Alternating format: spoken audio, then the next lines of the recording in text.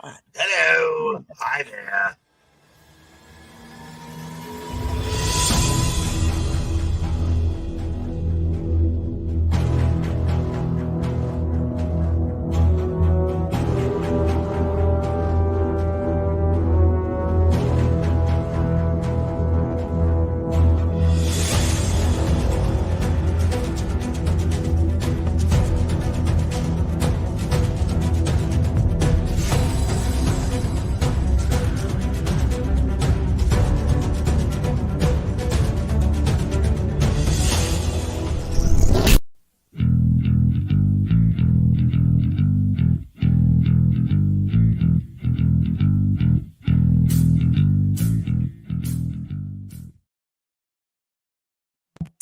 Greetings and welcome back to Roman of the Empire.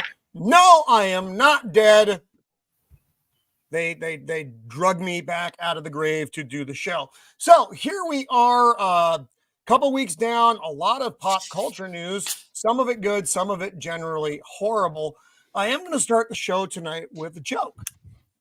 And I'm gonna get Joker, you're gonna be the recipient of the joke. You're gonna be the one who responds to the joke. So despite my rules before the show, I'm going to do this anyway. Hey, Joker.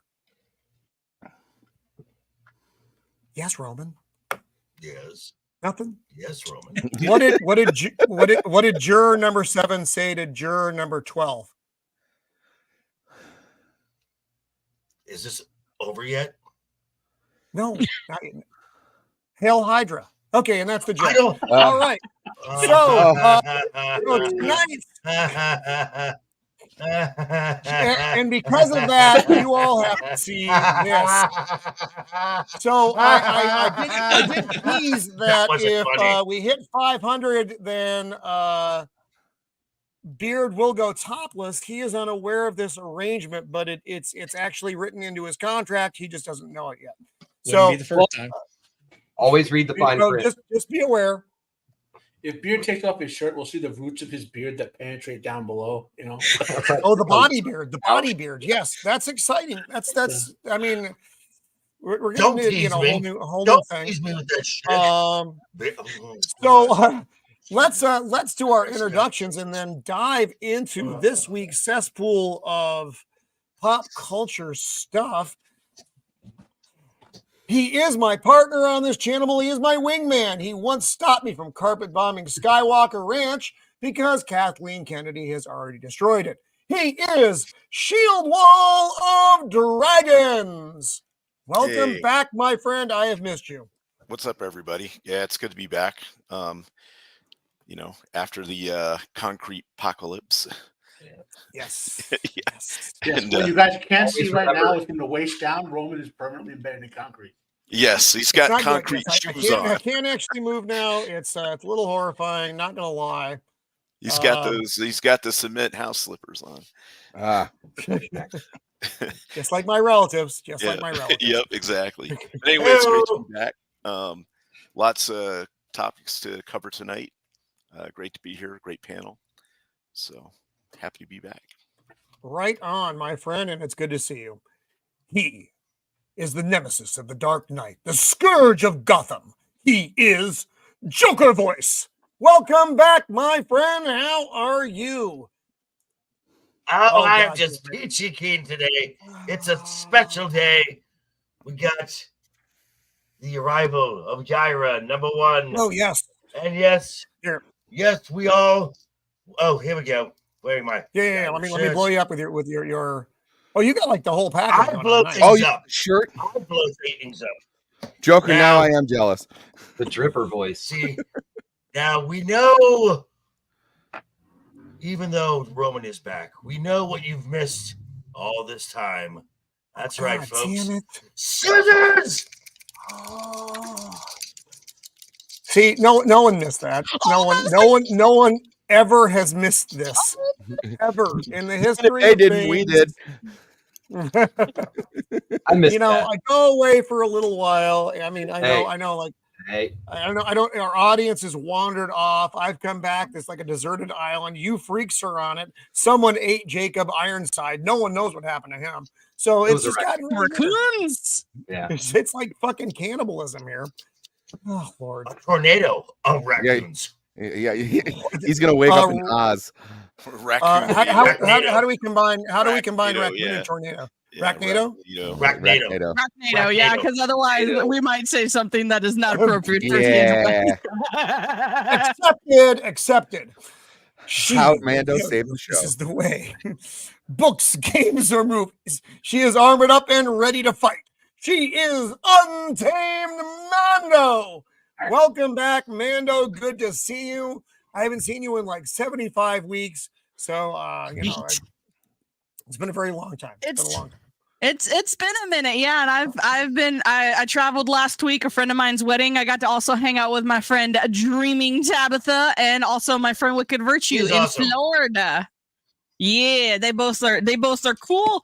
And I'll be traveling again this weekend because my nieces decided they wanted to grow up and graduate high school. I told them that they should stay in elementary school, but what do I know? Busy.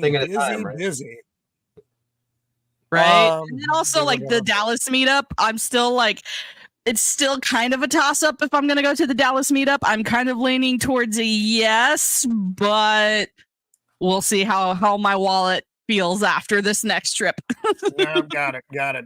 Now, I would love to go to another one. I can't currently justify a trip to Dallas as well because Mrs. of the Empire would actually castrate me as opposed to just virtually castrating me.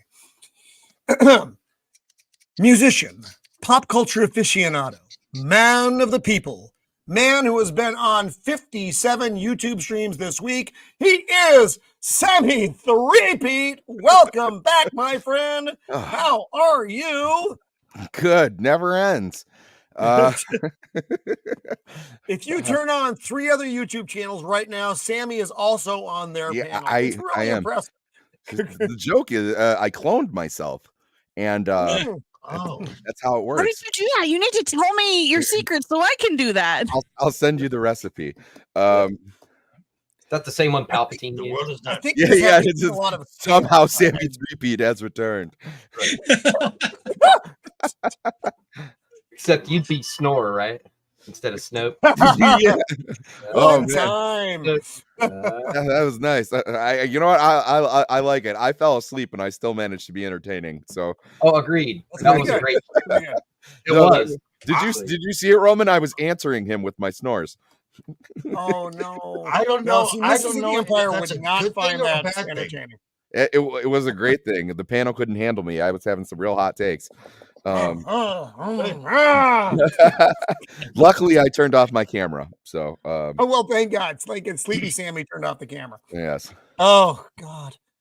Jacob is being currently assaulted by a Racnado. I believe we called it the raccoon tornado. So Jacob is unable to be here tonight. If he can beam That would in make later, an awesome Pokemon. then you're right. It would be pretty good.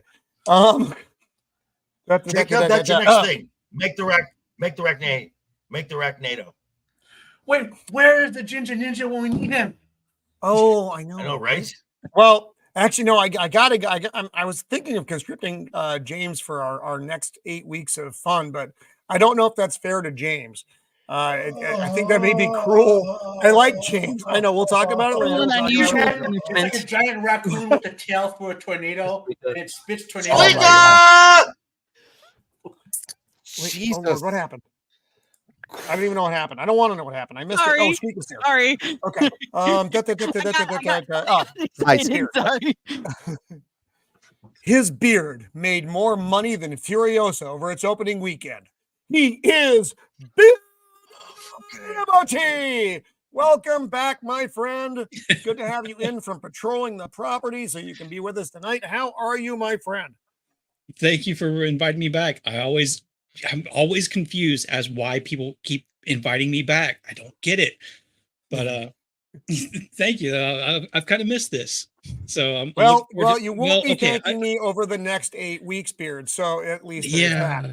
Yeah, this is your freebie. This is the freebie. Yeah. I'm sorry. I'm sorry in advance for what I'm going to do to you. No, it's He is the man who knows all the things about all the things. He is the unbearable 73, the fad that shouldn't be, the official token purist. Matt, welcome back to the show, my friend. How are you? All of it except my leg is great. There we go. Accepted. I'm 90% okay. You're 90% okay. Well, I feel the rest, bad the for rest of me 10%. feels It like isn't it's okay, good, but 90% of me is oh good. dear God. You know what? Squeaka poor keeps Matt. calling me Sammy Bear, and I might have a name change. I like it. I'm not sure how to take that. So let's say hi to the good folks who are I don't out there mind right sharing. now. We've So- got our gal friend, the best mouse. It's Squeaka. Tony has outlawed me from streaming with him because the heat from Mando and I. Toman? Ooh. What the fuck is Toman? Am I Toman? Roman. Are we in Game of Thrones now? Oh, now we need Jacob Ironside to put your face on a big toe. Toman's, yeah, exactly. Squeaka, Toe why? man of the Empire. My He's the toe baseboard man of the Empire. has a hole just for you. This is getting uncomfortable. Hi, Steven. You're here. It's There's a because lot of she's you a are here mouse, right now. You know, mouses. It's because she's a mouse. She's a So mouse. Beard's white arms are blinding me. Our good friend JT Gunn. Look at that. What's up? Yeah, Copa? I know everyone. So that's I think Copa! that's all the. Is that all the peeps who aren't here? Who Copa. did someone just pop in? Copa. Copa! Yo. Copa de Give me a Beppo. smile so I can feel it in my hip pocket. So real quick, I have a question. Did I have a stroke or did you skip Dempsey in the intros? Oh shit, I did skip Dempsey. I was gonna do him last, and then I fucking forgot completely. God, And he's apparently stepped away right now, so you can't even do it. I'm so fucking stupid. You actually had to get rid of that ghost that was plaguing him. All right, everybody. That's right. I was literally going to go around. I was going to come back because he's the guest this week. You know, we actually have a guest. I'm Take a breath. retarded. The stage is yours. Hey, me too. We should form a club. Or a panel. He is the drunk poet whose mystical music has only killed one person we know of. He is Dempsey. It's meant to be sought out in court. How are you, my friend? And welcome back. Thank you for joining us after our brief hiatus. And there's a ghost. No, it's been great. Things have been going actually really well around here. I just had a daughter graduate, and hey, congratulations! Thank you. I mean, she did all the work, but you know, You did all the work and you paid all the money. yes. But yeah, and now all the kids are on summer break, and things have lightened up a lot. I've been able to catch up on some things around the house, and yeah. I'm back. Thanks for having me on. I appreciate it. I have a lot to say about these topics tonight. There are a lot of things to be said about these topics. So without further ado, I think we'll jump right in here. No one gives a fuck what I did on my vacation. So I want to, we decided we had a talk first about how we're going to start this thing off. And because there's a lot, folks, there's a lot. There's a lot. So we come to the problem of Furiosa. And there's been a lot of discussion about this movie. Worst Memorial Day box office in 40 years. That's not a small I hadn't feat. even heard of this movie. Okay, I don't know how on the panel. I don't know how that happened. I haven't seen it. I haven't seen it. The memory is failing you, Mando, because we've talked about it on the show before. Okay, yeah, my memory is just failing. Hey, I'm still in vacation brain. So, I mean, Chris Helmsworth, it has the girl with the fish eyes. It's got the old guy who replaced the other old guy because he's hot. Anna Joy Taylor, Anna Taylor Joy, whatever her fucking name is. It doesn't really matter. Taylor Joy. The movie's not doing Her well. movies are great. Chris Hemsworth a prosthetic nose. It came out 4 years too late. That's basically what happened. Well, in my opinion. Be right back. Yeah. I have opinions about this. I think my biggest opinion probably has to do with this. Oh, that would have been so much better. This is what people want to see. In my opinion, I'm going to throw that out there because I'm not an official critic. No one pays me to do anything, which is nice. You got burned after Mad Max Fury Road. A lot of people like that movie. I think it's actually a very entertaining movie, but it's not very much a Mad Max film. I think most people agree on that. Well, so you got that, and then you get a movie that is completely full forward, not a Mad Max film. And I know George Miller wants to have this amazing universe that he's trying to build. You know what? People who have money and go to movies want to see? They want to see this guy. They want to see Old Man Max. This is a guaranteed moneymaker. This isn't even like speculation. That'll make money. This will be a $1 billion film. I agree with that money, but George Miller is not our slave. So he controls this character. He can make whatever movies he wants. People like they're not going to make money. People like me who enjoy the setting. I have been from people told me I'm going to love this movie just by the because I love the setting. Okay, so I feel like this movie would have done more business if it had come out 10 years ago. If it came out the year after Fury Road, it would have done better. Well, it's got a female lead right now, agree and with people that. hate that right off the bat. Well, not only that. Sorry to interrupt, but we can say COVID now, I guess. The COVID economic crisis destroyed the box office. Regardless of bad movies or whatever, people are just used to not going to the movies anymore. They'd rather stream, they'd rather hang out with their friends. But they will go if it's something they want to see. Right. There are movies that have proven that. Right, Oppenheimer like and Barbie prove that people will go to the movies. Okay. Yes, sir. And there's also examples. There's also examples. Spider-Man: No Way Home is another example of that. Maverick is another example of that. Yeah. But Matt is not. But Matt is not completely wrong. This is a combination of things. It is a combination of the repercussions of the lockdowns, the rise of streaming, and frankly, a lot of films that have turned people off. Now, this is why I have said, and almost half the year in, I've been proven right. There will not be a $1 billion film this entire calendar year. It won't happen. Yeah, and Joker is right. And not only that, Oppenheimer and Barbie, what they make, like 1.1 billion or whatever they made each. I don't remember offhand. But in 2017, they might have doubled that. The market for 2019. Yeah, but the thing is, this movie is not drawing people in. They don't really give a fuck about it. It's just like I said, that's why you get the weakest summer box office in fucking 40 years. Well, I have something to say about that too. Well, there's so many complicating things. I'm not trying to defend this specific movie, but the economic issues, the fact that your money is worth garbage, so you have to pay so much money. I think that's a huge factor that people, because of pandemic, they got out of the habit of going to the theater. Then they realized that maybe the theater experience wasn't as great as they remember it, especially depending on where you live. If you go down there, it's like you got to fight through hordes. It's like Mad Max getting to the theater. And then you have to pay, all this money. And if the movie turns out to be not that good, you only do that one or two times before you're like, all right, from now I'm going to make sure that this is a movie I really want to see before I go through all this effort. So I know the critical drinker liked this movie. He said it was good. And actually I have no reason to doubt the drinker. He and he's been dead on for me. That's fine, but I don't care.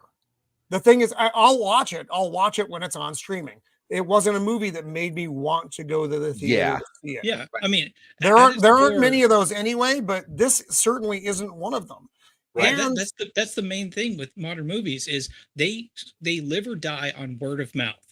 Right. Because nobody trusts Hollywood to put out a good story anymore. Mm-hmm. So even when they do, if nobody's talking about it, nobody wants to go spend the money because it is incredibly expensive to go, especially if you got like kids you want to take with you. I mean, you're looking at like $100 with just a couple kids just for a movie and some Yes. popcorn. Right. 100% And right. so- I'll give you an example, right? So now obviously I'm disabled, so I can't really go to the movies. But if I could, like for example, I ordered my groceries 2 days ago. I get a lot of yogurt for health reasons, right? That yogurt cost me 3 to 4 times as much this year as it would have even 3 years ago, right? Yeah. So what are we supposed to do if we're paying? I don't know what you guys eat or whatever. I'm assuming you guys try to eat healthy, but not too expensive. If whatever you bought for food this week cost 4 times as much money, well, there goes going to see Furiosa or going to see anything. Even if you know what I mean? Right. Yeah, they'll be Well, like, you going to the movies this weekend and be like, dude, I paid $3 for an onion. But the even other worse, Right. here's another thing we don't talk about, and this is going to be a slightly political topic, but you have to say it. A lot of movie theater, like the higher population area you concentrate in this country, right, tend to be controlled by Democrats, tend to be very high crime areas where a lot of homeless people. No one wants to go out in that setting anymore, right? We just had the stabbing, Matt. You just had the stabbing That at was the AMC exactly theater. my point. Yeah. It's like Right. Mad Max when you gotta go to the theater. You never know what's going to happen. You know. So Well, let's take a look at I this. wanted this to succeed because this is exactly what everybody's been talking about for a long Now, time. the Yeah, quality- almost exactly. Yeah. This story is a new character that they're telling the story of, but it's a prequel of an existing IP already, you know, because Hollywood has to go down the safe route. But it's a new character telling a new story, and that's what everybody's been saying. Well, just tell a new story, right? So I wanted this to succeid, but you know, apparently I the was court of public opinion has entirely spoken. indifferent. I also think the name was stupid. I would have been better to call it Well, Mad Max Furiosa's story, so you know what you're getting, you know, or yeah, just but Furiosa. it's a derivative. It's a derivative. It's But not- it's also a director expanding his universe, though. So I don't. Well, I discredit that. I'm gonna fight with you on this. But so are the second, third, I and fourth movies of I the understand universe. it's George Miller's universe. I got that. He created this amazing, complex universe. Here's the thing, and this is just me being me. No one gives a fuck. People want to see Mad Max. That's what people want to see in George Miller's universe. George Miller may not understand that. What's the fucking fat guy who made Star Wars? George Lucas. Ah, yes.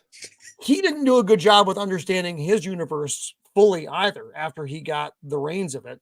And I mean, the prequels are what they are. I still think they're shit. A lot of people like them, but they nowhere near touch the original films. You know, Return of the Jedi being the weakest of which, the one that he had the most control over. Directors don't always know, or creators don't always know the What best they got. direction for their world. They want to give you everything, and that's not always what people want. The box office tells you, like I said, if this had been a Mad Max movie, a legitimate old man Mel Gibson movie, people would have gone to the theater to see it. They And wouldn't still be flopped. speculating over it. They would have Still come. flopped. Yeah, and I don't agree with that. I don't agree with that at all. Matt.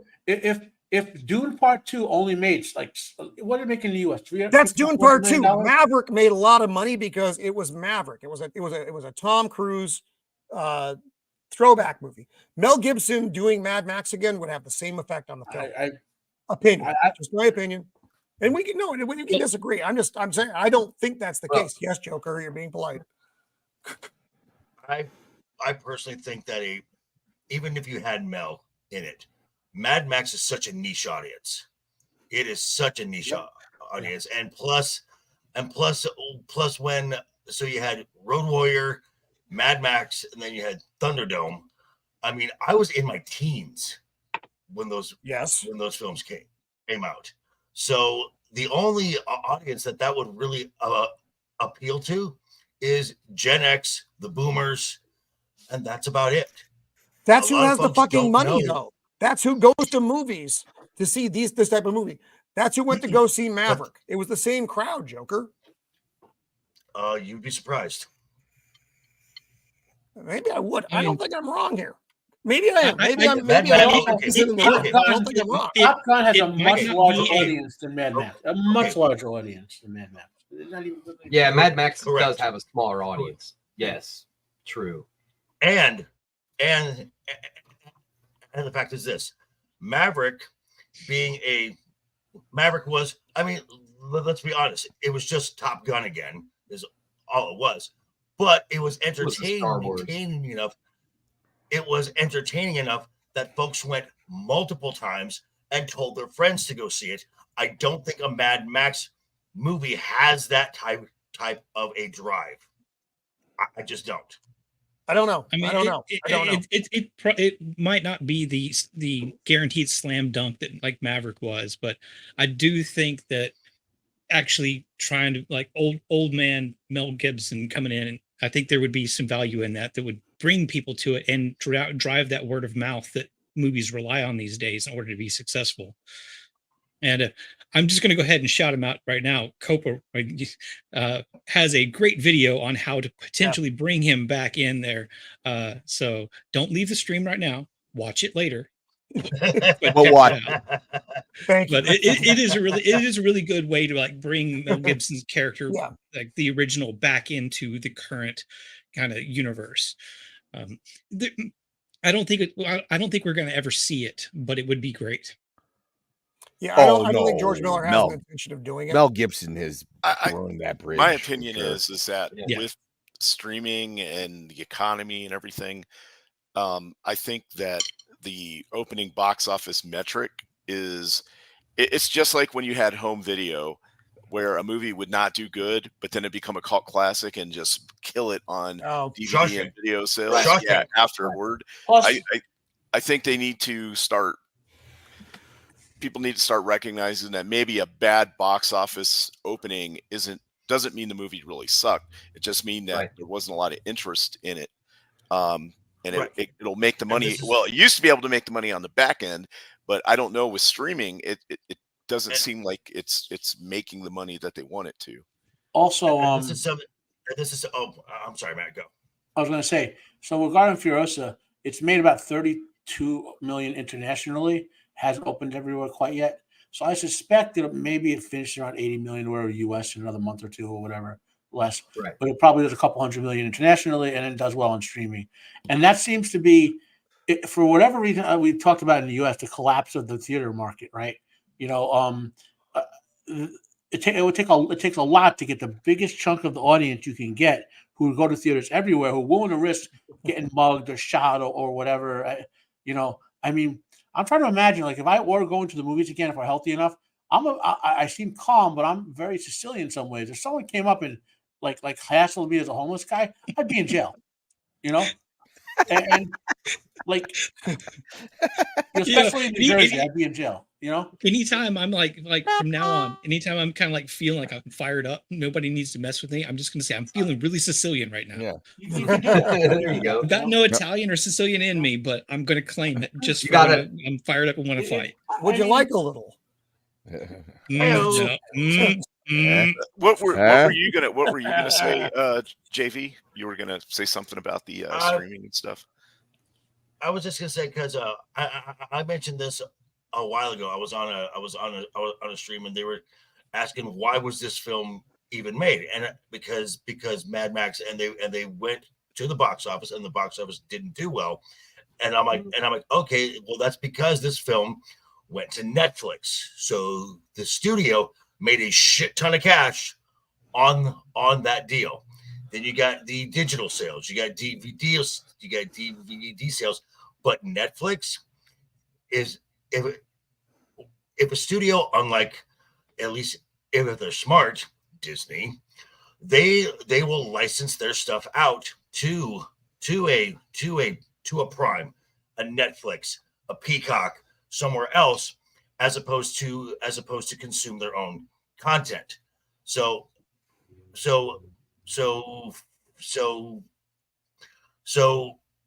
Fury Road made its cash back on the back end, and this is the thing with streaming, is they have cut out so many revenue streams, because initially you had the theater run, which would last a lot longer.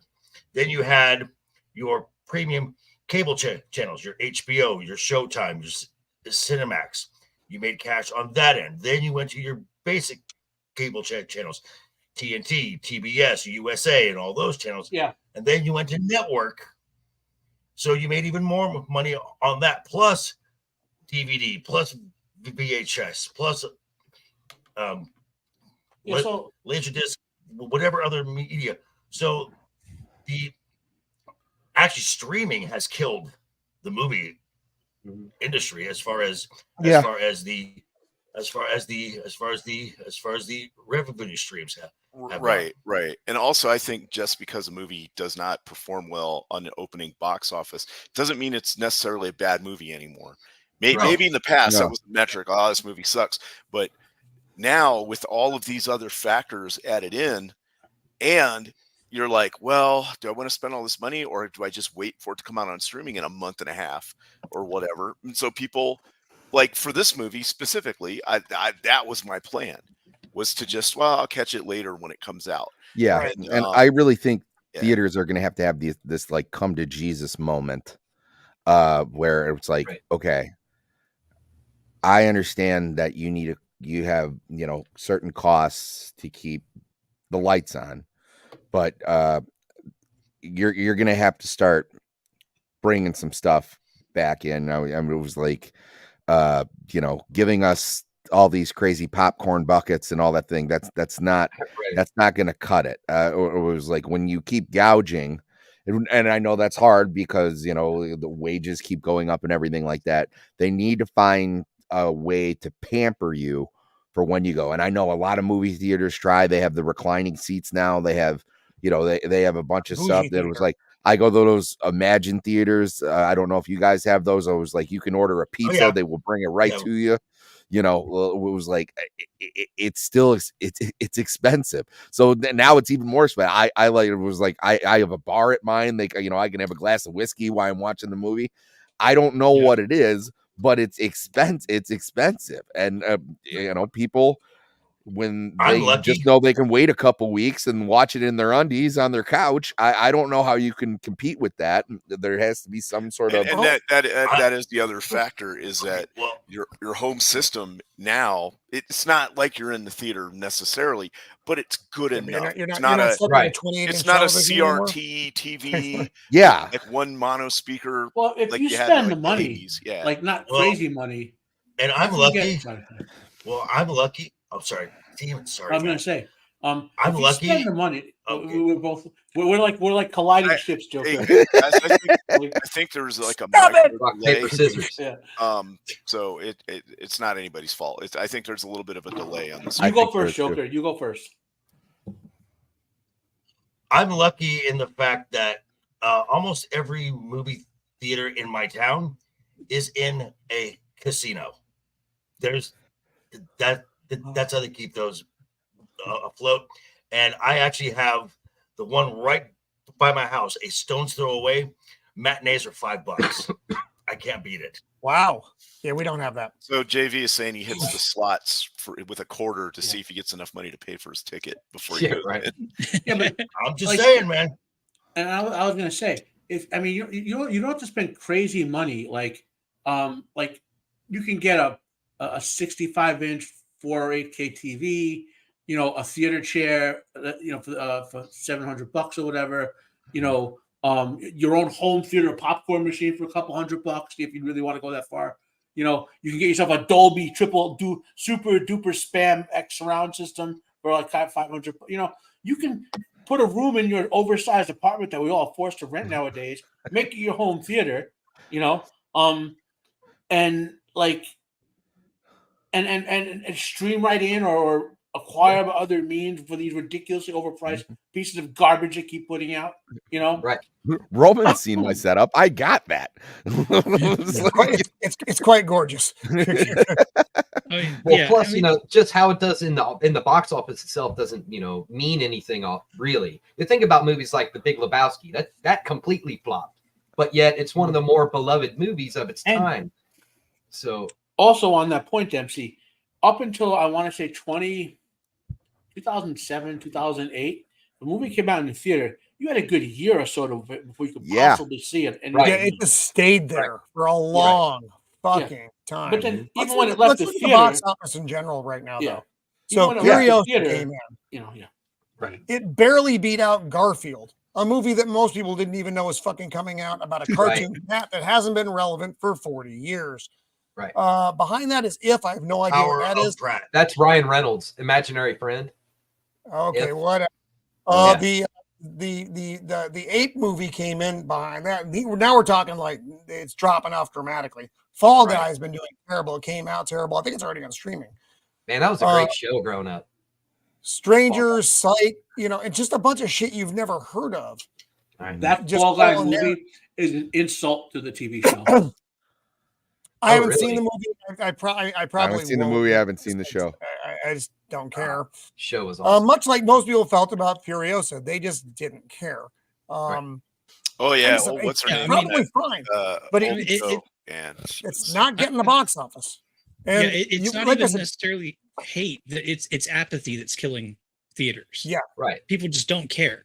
Like they don't even. Most of us don't even care enough to be mad at something anymore. That it's just a terrible movie. We would rather not devote any attention or energy to it. Yep. Yeah, just because it does take. We talked about it. It does take a lot of money and time. If you wait a couple of weeks, whatever. And now it's not a lot of money or a lot of time. I will spend $20 to watch a brand new movie in my house to rent, not to buy, to rent it, so that we can sit and watch the movie. And I'm okay with that because there's 4 of us watching it. And I would have paid $100 if I'd gone to the movie theater to see that. Yeah.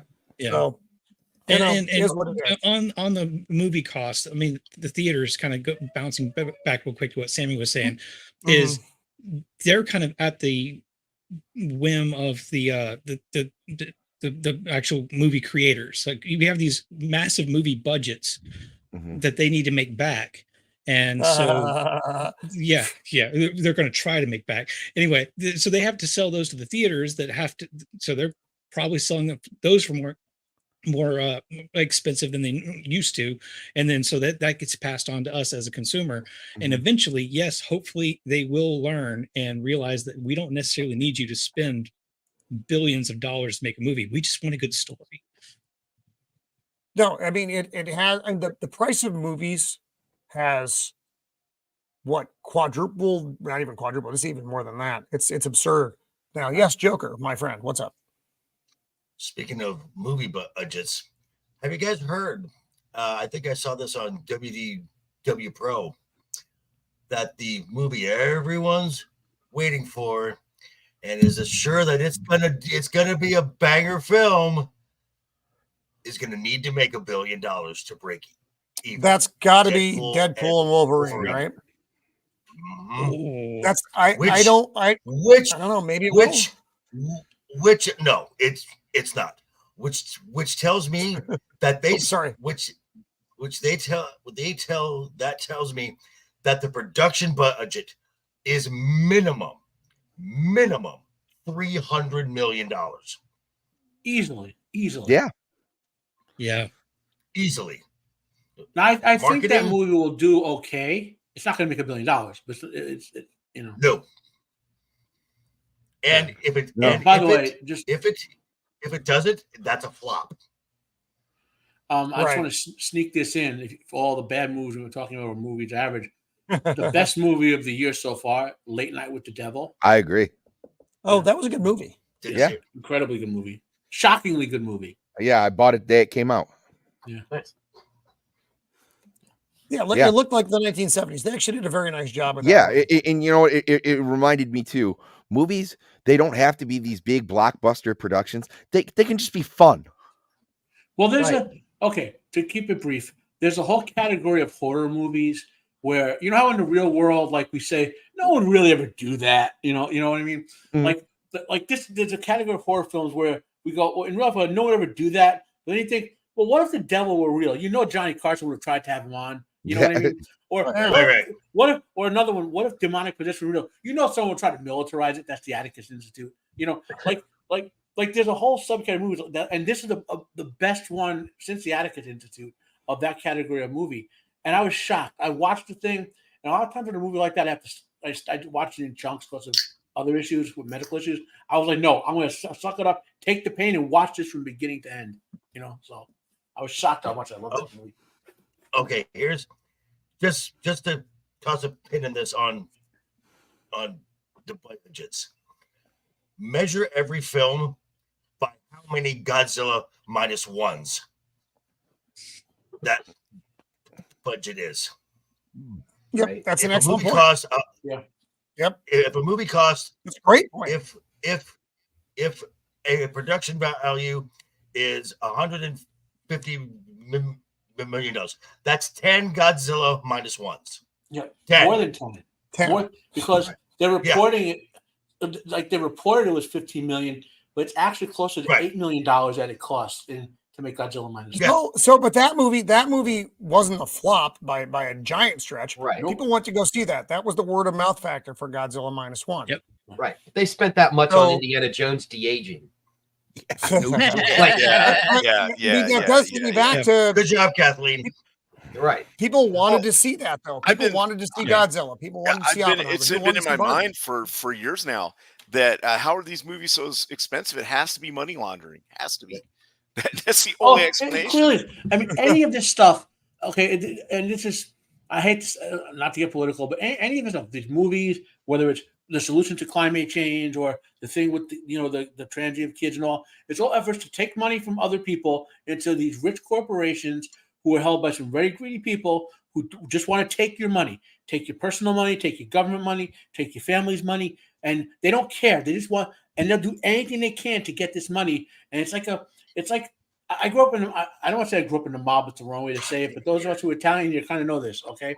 You're Roman or whatever. You know, like these mob guys. They want to get your money by any means, right? Well, they all went to jail, so now the corporations are inhabited by these guys. You know what I mean? Like they just want your money, and now the movie people, they're like, I mean, look at some of what these actors and actresses make, right? Well, last night we were talking Joker about the pro wrestlers, how much some of them make. Right. How in God's name does someone who can barely wrestle make $3 million a year?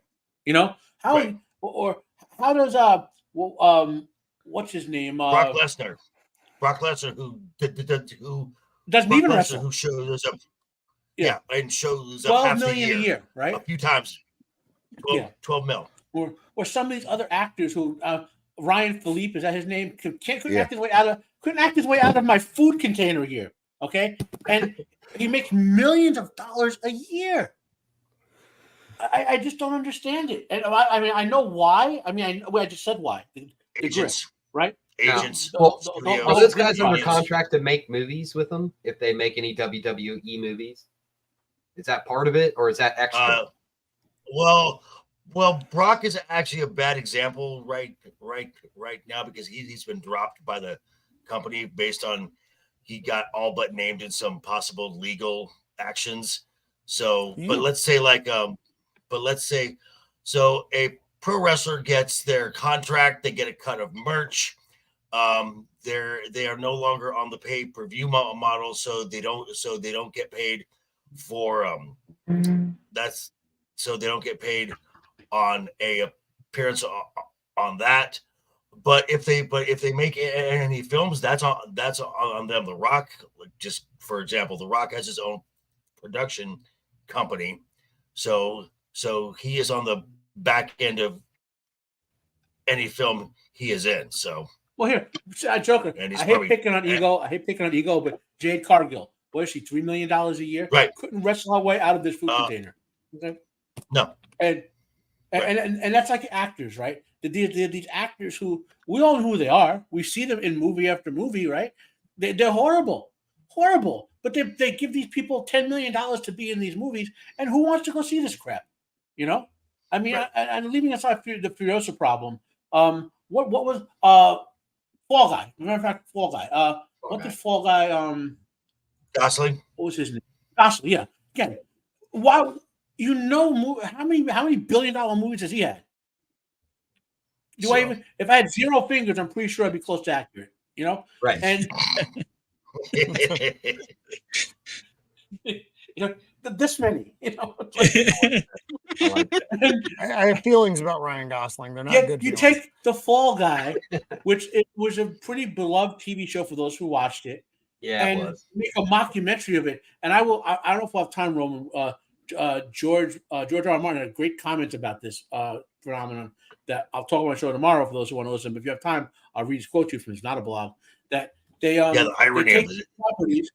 Yeah, they take these properties, The irony, right, that though. someone created, a book or a movie or whatever, 30 years ago, and instead of that was written well by the person who did it, and instead of reproducing it or translating it, they think they know better and change stuff. So they took The Fall Guy, which was kind of an action police procedural, a little bit of comedy in there, right? Some nice stunts, and turned into a rom-com mockery of the original show. Who the hell is going to go watch that? None of the original fans. Well, no. Also, the original fans of The Fall Guy are a pretty limited group. And then you put Ryan Gosling in there. Age group goes when on that. The Fall Guy was played by Lee Major, who was like a man's man type of actor. Ryan Gosling, like in my wrestling heyday, in my teenager, I could probably break Ryan Gosling like fticking my fingers at him. He's tiny. Right. Matt, you're getting a little extra Sicilian tonight.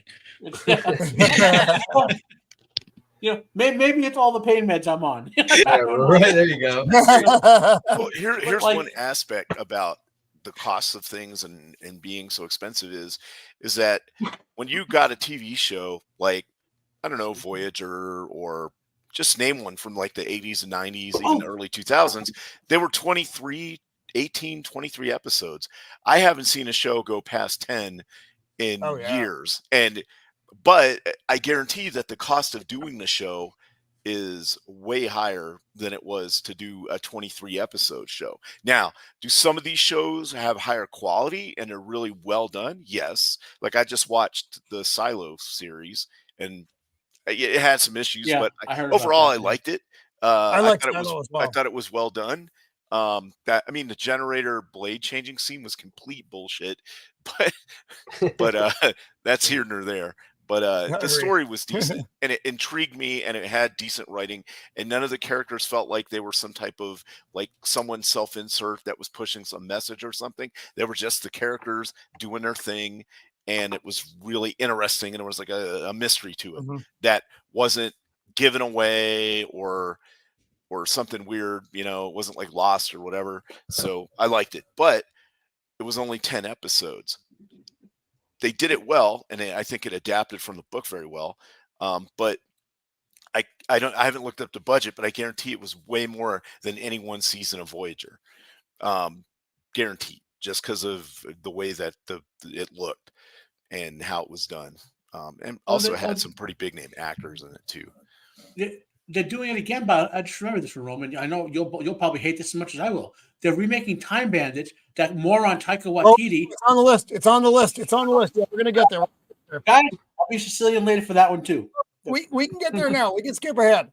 Yeah, I was gonna save that one because I wasn't sure if we were gonna get it or not. That's a great segue.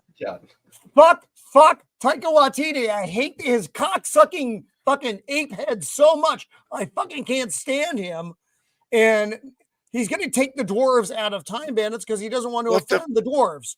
What? You're unemploying dwarves, you fucking maniac. But further, there's even more. There's even deeper than that. Terry Gilliam, the dwarves are there. Terry Gilliam said, fuck this. Yeah, but the dwarves are there. Like, you're supposed to say, wait a minute, why is God only hiring dwarves? Like it's supposed to call attention to dwarves having legitimate problems getting jobs. That's one of the humor, like the dark humor elements of it. You know what I mean? Terry Gilliam's a very intelligent person with his humor. When you watch his stuff, and like if you take away, it's like what did they do? Oh, Davros, when they made Davros they decided he was disabled or whatever, and it was offensive to disabled people. So Space Hitler in a cyber power armor, which is what he did, is now disabled. Great job. You made it better for the disabled people. Yeah, that's really dumb. I'm going to go ahead and throw it out there. Why would they take away the representation of these dwarves? Like people like Peter Dinklage made this kind of stuff happen. Yeah.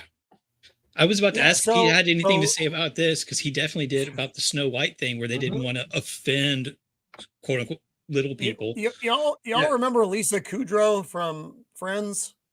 Yes. Yeah. Right. Maybe? Yeah, she is the leader of the Time Bandits. Of their group. She is the leader. And I'll bet she's being paid like $5 million. She couldn't act her way out of my lunch bucket. This is Penelope Lisa Kudrow, a new character developed exclusively for the series. It's going to be on television as well. I think it's on Apple, is what they've said. But Terry Gilliam was not a fan of this. He actually, what I was reading in the article, he walked off the set. Yeah, here it is. Gilliam allegedly walked off after finding himself massively disappointed with the entire production. So, Time Bandits Without Dwarves is, I don't know, another show about time travelers fucking stuff up. But yeah, the dwarves kind of made it.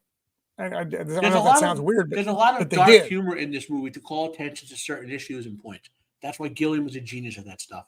And by changing this, like I don't want to. We should probably did we ever do Time Bandits on your show, Roman? I don't even remember anymore. We haven't covered Time Bandits. Yeah, we probably should. Did we? No, I don't think we've talked about it a couple of different. Yeah, I don't think we've actually ever covered it because it is kind of a seminal movie in a lot of people's lives in their childhoods and stuff. But yeah, we haven't actually, I don't think, reviewed the movie. Yeah, but anyway, I mean, it's like outrage fest over and over again. With the Fall Guy, they ruined the Fall Guy. There's this, they ruined Dune with that. Well, they almost okay. Rant, please don't do. They almost they ruined Dune. They just ruined it with a mauling Chinese character. I have to say it. Okay, I just have to say it. I want to like Denis Villeneuve's Dune because I like his movies, but having tried to watch it again, the part 2, I'm starting to hate it because they ruined Chinese character, ruined it, and like these modern geniuses who just don't know that they're not geniuses. Yeah, this is Hollywood's obsession with remaking classic stuff, but also redoing it fundamentally. It's shocking that they haven't been able to figure out now that when you take a beloved property and fundamentally change it, they still act shocked that none of the original fans or their kids go to see the new version, and they don't know why. Not just shocked, offended that we won't go see it. Yeah, right. Yeah. What's the Hollywood version of "I can fix him"? These people think they're fixing the stories. Problem is that these movies don't need fixing. They're good the way they are. Completely agreed. Right. Oh, this part's problematic, so we're going to take it out. Well, it's problematic to you. Right. You go far enough back in history with any kind of art, you're going to find problems. You have to view or listen or appreciate art as it was created for that time, for the period. I mean, that's what I mean. I don't even like the word we're using right now. Problematic. It's not. Yeah. It is what it was. I mean, what it was in the era that it was. People have a lot of problems with Flannery O'Connor. Well, they can straight up fuck off. She was a genius. You're a moron. You have no idea what she meant. It's. I mean, if you look at the era when the work was created. Yes, the work. Hold on. If you try to, you will destroy every piece of work ever made if you try to fucking modernize it. Fuck the modern era. The modern era is shit. If you've not noticed that by now, I don't know what you're doing here. I mean, this kind of falls back as a whole to just people don't want to understand history. They want to erase it. So, I mean, if you understand history and when something was created, you can still appreciate it, even if it has some things that might not go over very well these days. It was created in a time by people who felt a certain way. And let's just kind of blanket statement this. If we just kind of go with the idea that humanity as a whole is getting smarter as we go, as we progress, which I know a lot of what we see today says like it. Yeah, I was about to say a lot of what we see today says that that's not the case. But if we went with that, then you would say, we're smarter today than we were in like the 1800s or the 1700s or 1600s and things like that. So yeah, our views have changed and we've better understood our fellow man and things like that, all the whatever. So I can't understand why people look at these older movies and just see it in a vacuum where as if it was made today, and they see it through that kind of like outrage lens. It's just through their very, very limited perspective of their life, whatever the fuck that means. It's like I see Time Bandits through my life. I was never a dwarf nor a time traveler, but I really enjoy the movie. Yeah. People get hung up on an awful lot of stupid fucking stuff from the past. It's the past. That's why it's there. You learn from it. Sometimes it's good, sometimes it's bad. It's the past, though. It's there. It existed, and in many ways exists. I love you, buddy. I'm glad you're okay. Yeah. Sorry about that, guys. Sorry. Oh God, what happened? What happened? What happened? Am I right? Everything okay? Yeah. What? Joker. Sorry. My kid came up. He fell down the stairs. Sorry about that. Oh God. Yeah. Yeah. Is that what they call it now? It's like, yeah. Yeah, he fell down the stairs. Yeah, exactly. Well, he graduated, so it was time to leave the nest. Boom, boom, boom, boom, boom. Right. Yes, Joker. Sorry about that. Okay, so the question keeps asking, why are they doing this? Why are they doing this? Why are they doing this? Well, Film Threat has a great series on this. It's mostly about Disney, but this is industry wide, and it's called DEI. This is the problem. It is when these studios have hired people who are more interested in activism than storytelling, and there's a lot of the money being pushed into this from the Black Rocks, the State Streets, the Vanguards, where you're going to include this type of messaging in your films, or we're not going to fund you. And studios, because of the lockdowns, because of all this stuff, and they're desperate and they need the money. Now, some studios are backing away, but for the most part, a lot of the studios have DEI and ESG deeply rooted in their entire studio system. And Film Threat has had a great series on this. If you haven't checked it out, it's called the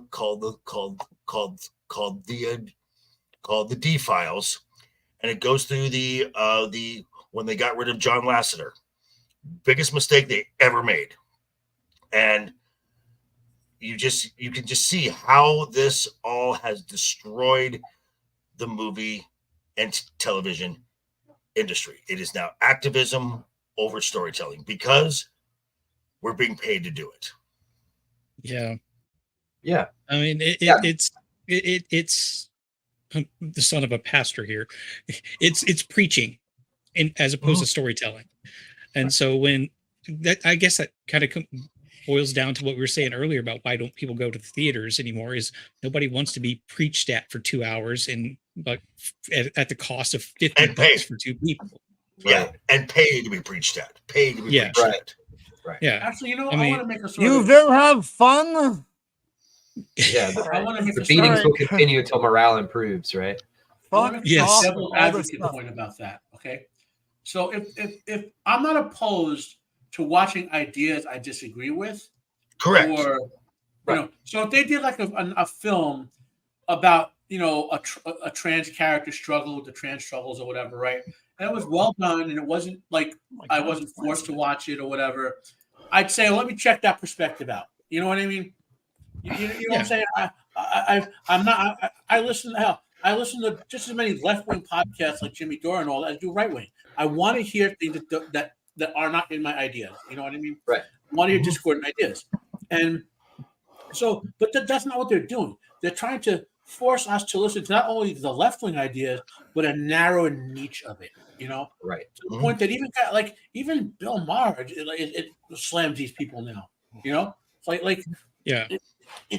Bill Maher walks a line. I mean, he's. I think he's being as genuine as he can be, but he's always going to be Bill Maher. It's fine. At least he's. There are a lot of guys out there like him right now, which is good. There are a lot of guys who here's the best example for you. You have your Howard Sterns and you have your Bill Mahers. Howard Stern's still a fucking retard. Bill Maher is only half retard now. Well, here's the thing. The best person to think about this, if you know who the Young Turks are as the media site, Anna Kasparian. Yeah. Like She's been exploding on some of the like I'm not a birthing person. Don't call me a birthing person. You know, or also another rant. You know, she was like, "Well, that's it. I've had enough. If you can't put bail on someone who's cutting up body parts, I'm becoming a Republican." I mean, she was like, you know, like I do think that there is a big difference though, because when you're choosing to listen to a podcast that is, you know, going to be either like political in nature or have some sort of specific target, that's not what I want out of movies. I want a good story, good characters. I want to be entertained. I'm giving you money to separate myself from the horrible reality that we're suffering through, to enjoy your story for like 2 hours. And if I'm paying money and I'm just getting somebody standing up on their soapbox giving their DEI sermon, I don't care. I don't. And so that's what we've come down to, is that nobody trusts Hollywood anymore. So nobody's willing to take a risk on a movie that doesn't have word of mouth. Keep going back to that. That is what totally they live on. I totally agree. I'm not making the point that we have to watch things we disagree with. I'm just saying we used to be in this country. We used to be able to watch things that we disagree with. They weren't like forced to be the only things we could watch. You know, right? We weren't called. Well, we weren't called, you know, right-wing crazies on Twitter because we like the movie. Well, we like Sound of Freedom, for example. Well, kind of. It was kind of like that before, where with the whole anti-commie movement in the 80s.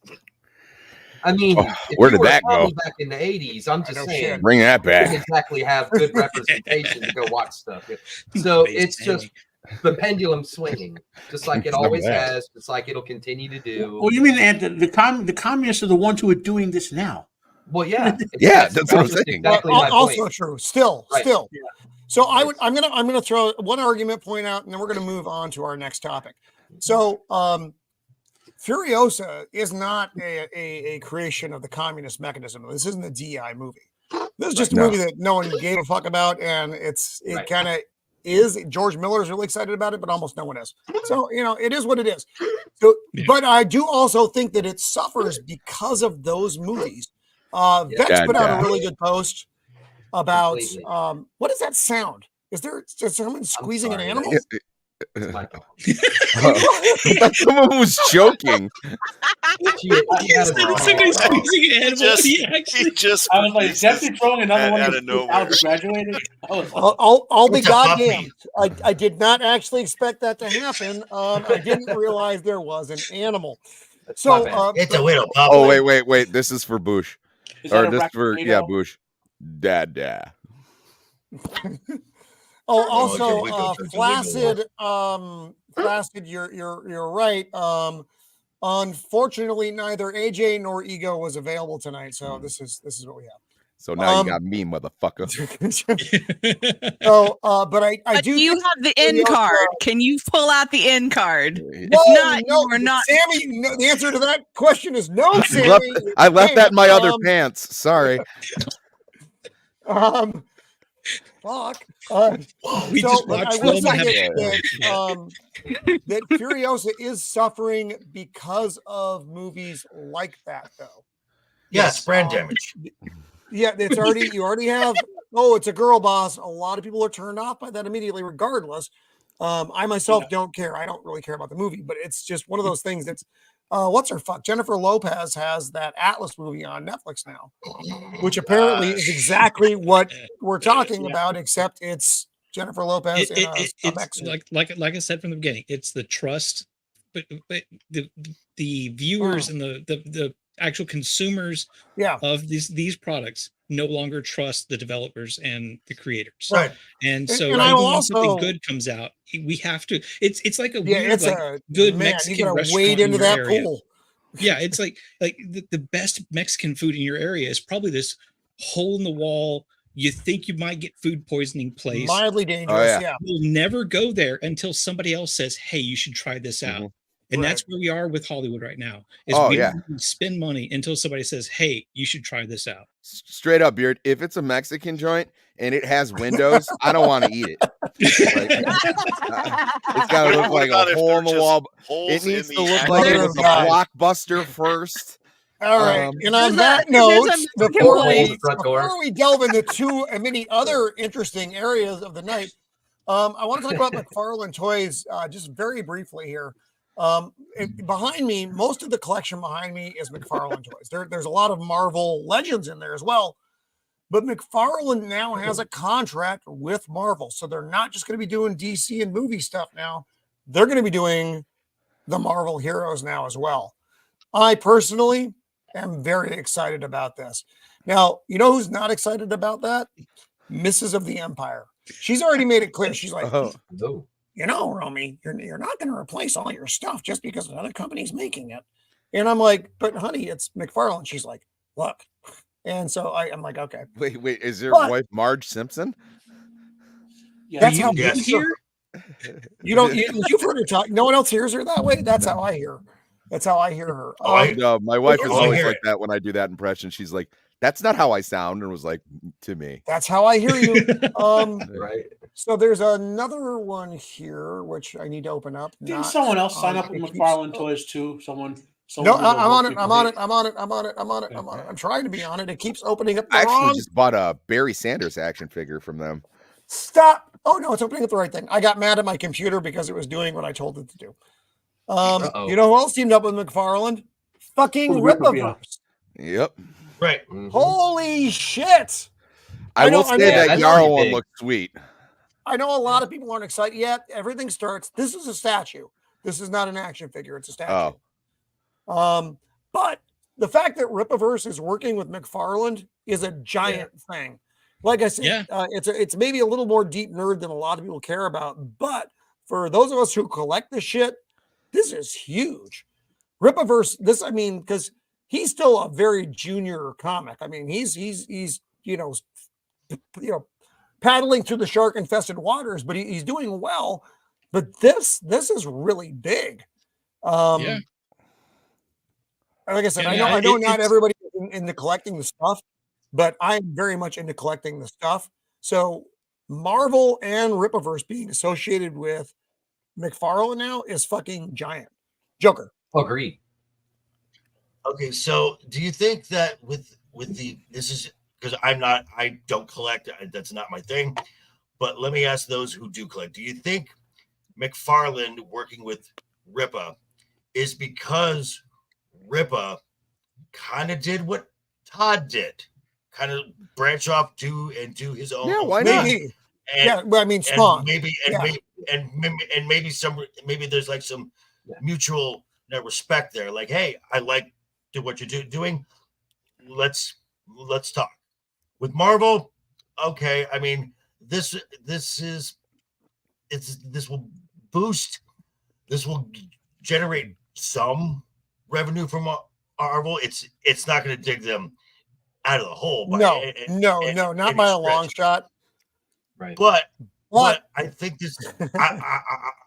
I think this is more a net positive for Rippa than it is for Marvel. Well, I do also think it is more for Marvel because the McFarlane DC lines, those are the ones that are the popular lines. Marvel, I mean, their production on their action figures has gone down considerably. Disney owns Hasbro, right? No. Hasbro. No. Who's their main? Okay, Hasbro is the main company that they license out to. Now with Hasbro and these with Hasbro and these other third party makers of merch, the problem is they're like, oh, okay, oh really? Okay, cool. Very cool. So Marvel is like, okay, we want you to, in blocks of 10, you can have 2 Captain Americas, 2 Hulks, 2 Spider-Mans, and 4 Scarlet Witch, or 4 Shuri. So the popular ones will sell, but then when they go to order again, all they're doing is getting backlogged on these characters that don't move instead of the peg sitters, we call them. Yeah. right. But I mean, I'm still, because the current McFarlane DC line is moving like crazy. They just put out a Dark Side figure, which lasted about 10 minutes before it was sold out on all the platforms. I saw that. Yeah. I got one. I was sitting there waiting like a fucking teenage girl at 9 o'clock for that thing to go live, and then I hit it. And it's expensive. It's not inexpensive, but those are the people who are waiting for those figures. So when McFarlane's putting out a Captain America, a Spider-Man, an Iron Man, it's gonna be a big deal, because they're not going to look like the Marvel Legends figures. They're gonna look like someone who gave a fuck made this figure. It's not gonna be the generic version. Todd McFarlane's figures, they're only $20, 20 to 25, unless you're going with a mega figure, and they're more like 40 something. Are of amazing quality for the price you're paying. You're paying the same price for the Marvel Legends figures, but none of them are nearly as good in detail as the McFarlane figures. And I know, like I said, I know it's a niche conversation. I don't want to dwell on it too long, but that was kind of like some of the only positive news I had this week. Everything else is mostly dark and horrible. So, are you saying it's easier to Let's get? be honest. But let's be honest. A Todd McFarlane toy Spider-Man is gonna look sick as fuck.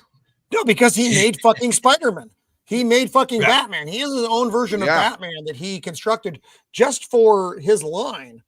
And it's fucking amazing. It doesn't even look like, it looks like regular Batman, but doesn't, but it's still a fucking amazing figure.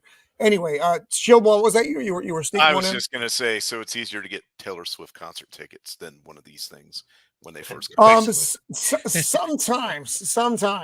Although it still costs less, unless you get it on the secondary market, in which case you're fucked. Poor Ego. I want to apologize to Left Eye Ego right now, because I send him links to figures when they become available. And I know Shiro is mad at him. Shiro, it's my fault. I'm going to take the heat for him right now. It's my fault. So please don't make Ego sleep. Blame Roman. Blame Roman. Blame Roman. Yeah. All right. So now we're going to talk about something that is in fact horrible, because we're going to talk about this in phases. Though we're going to talk about phase 1 first, and then save the big comments. That's phase 2. So right off the bat, they are subverting expectations, which I find hilarious. The Force. Oh God! What does the Force mean to be light or dark? This is a whole article about nothing. It's by what's her name, the lead girl in the article, just kind of rambles on about light and dark. I called this months ago. In any kind of modern media, when they say subvert, that's a bad word. Not good. That means that means it's not going to be what you thought it was going to be. It's going to be a bait and switch. It's going to be they're going to basically ruin whatever it is. Yeah, I believe our friends across the pond say gobshite. Well, what they're looking at doing is already they want to have a sympathetic villain. Of course they do. I said that. The good guys can never be the good guys anymore. The good guys have to be the bad guys.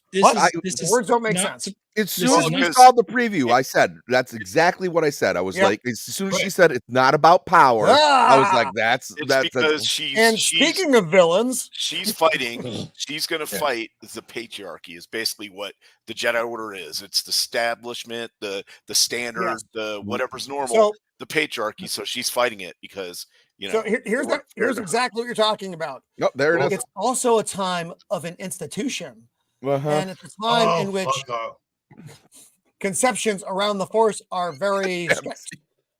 Because that's the problem with people that have skewed morals writing, is that they think the people, oh, well, that's not so bad. I would do that. Yeah, except you're identifying with the villain.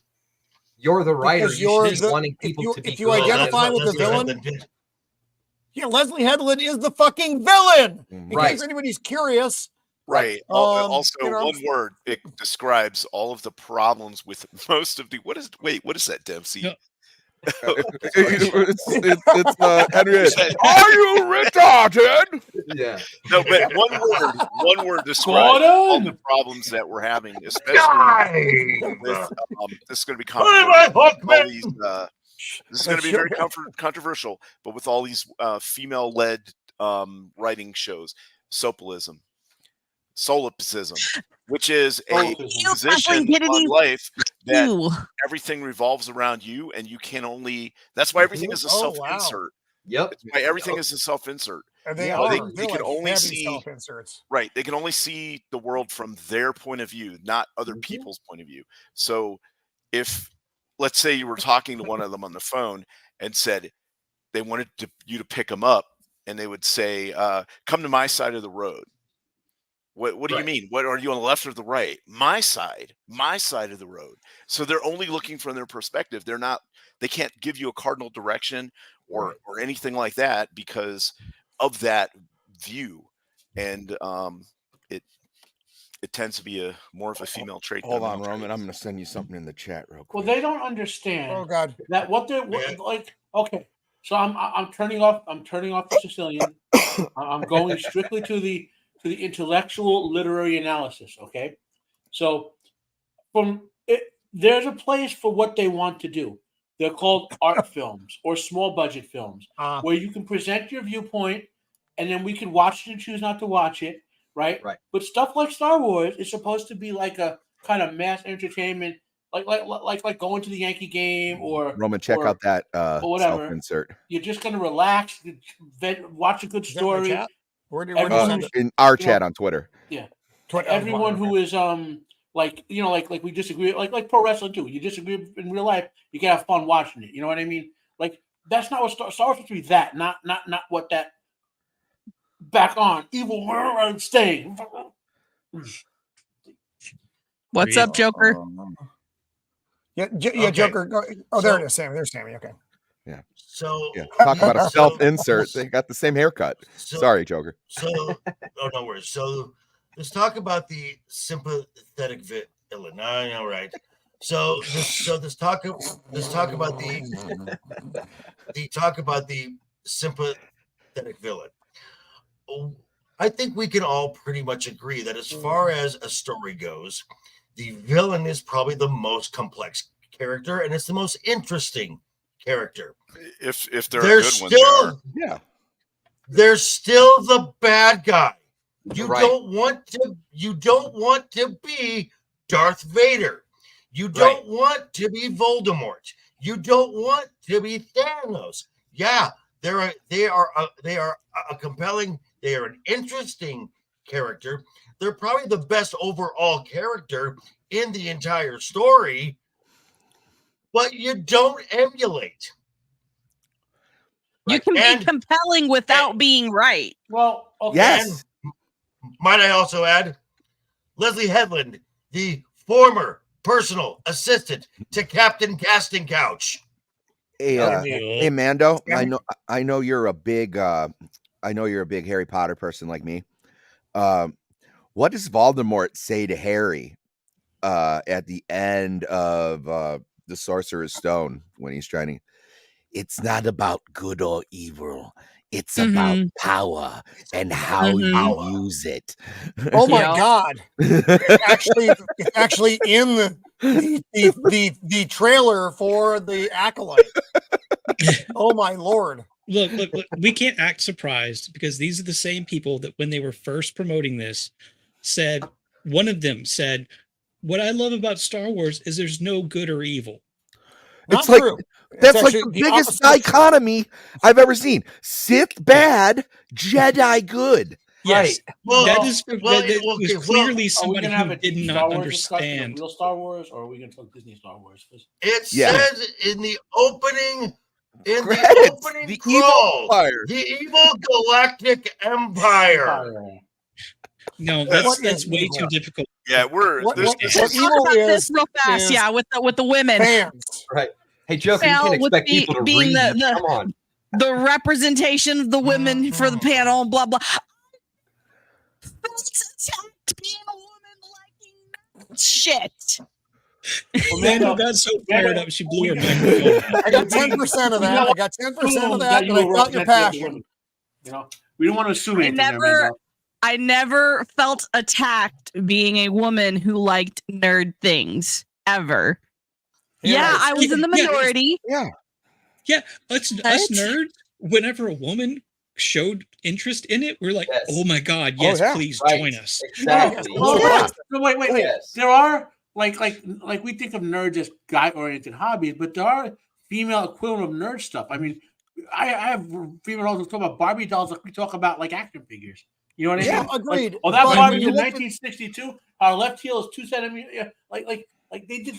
There's a whole set of female-oriented hobbies that are as nerdy to that category as say some of this stuff is. Except, all about, you know.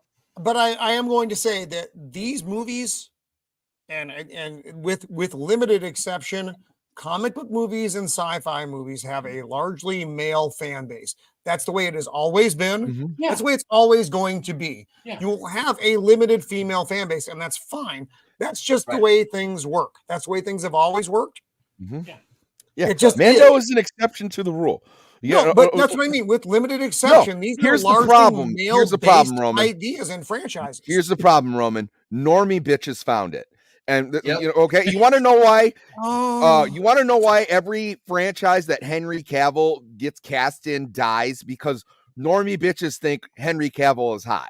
So Yep. like even now, he's like, I'm gonna do Warhammer, and like all these normie bitches are like, oh, what's Warhammer? Oh, that sounds cool. Let me change everything we don't about it. like Warhammer. Right. Yeah. Yeah, no, It is not We don't like normies Warhammer. change. It is not normies changing it. Normies, when the normies hate this stuff, as because see, like we complain about it. The normies just go play golf or something. You know, Right. like Yeah. Because they don't care. This is our fucking lives. yeah, This is they're the like- stuff we love. Yeah, they're like, oh, this Star Wars movie sucked. I'm just gonna go buy 4 hamburgers and go down and play bocce ball or whatever. Oh You know? yeah, that's Like, true. You know, they bocce. don't. Yeah, Raise your hand if you know what bocce ball is. Oh yeah, I'm in on My that. previous Yeah. comments were not I directed love at bocce. Yard bowling. man. fans.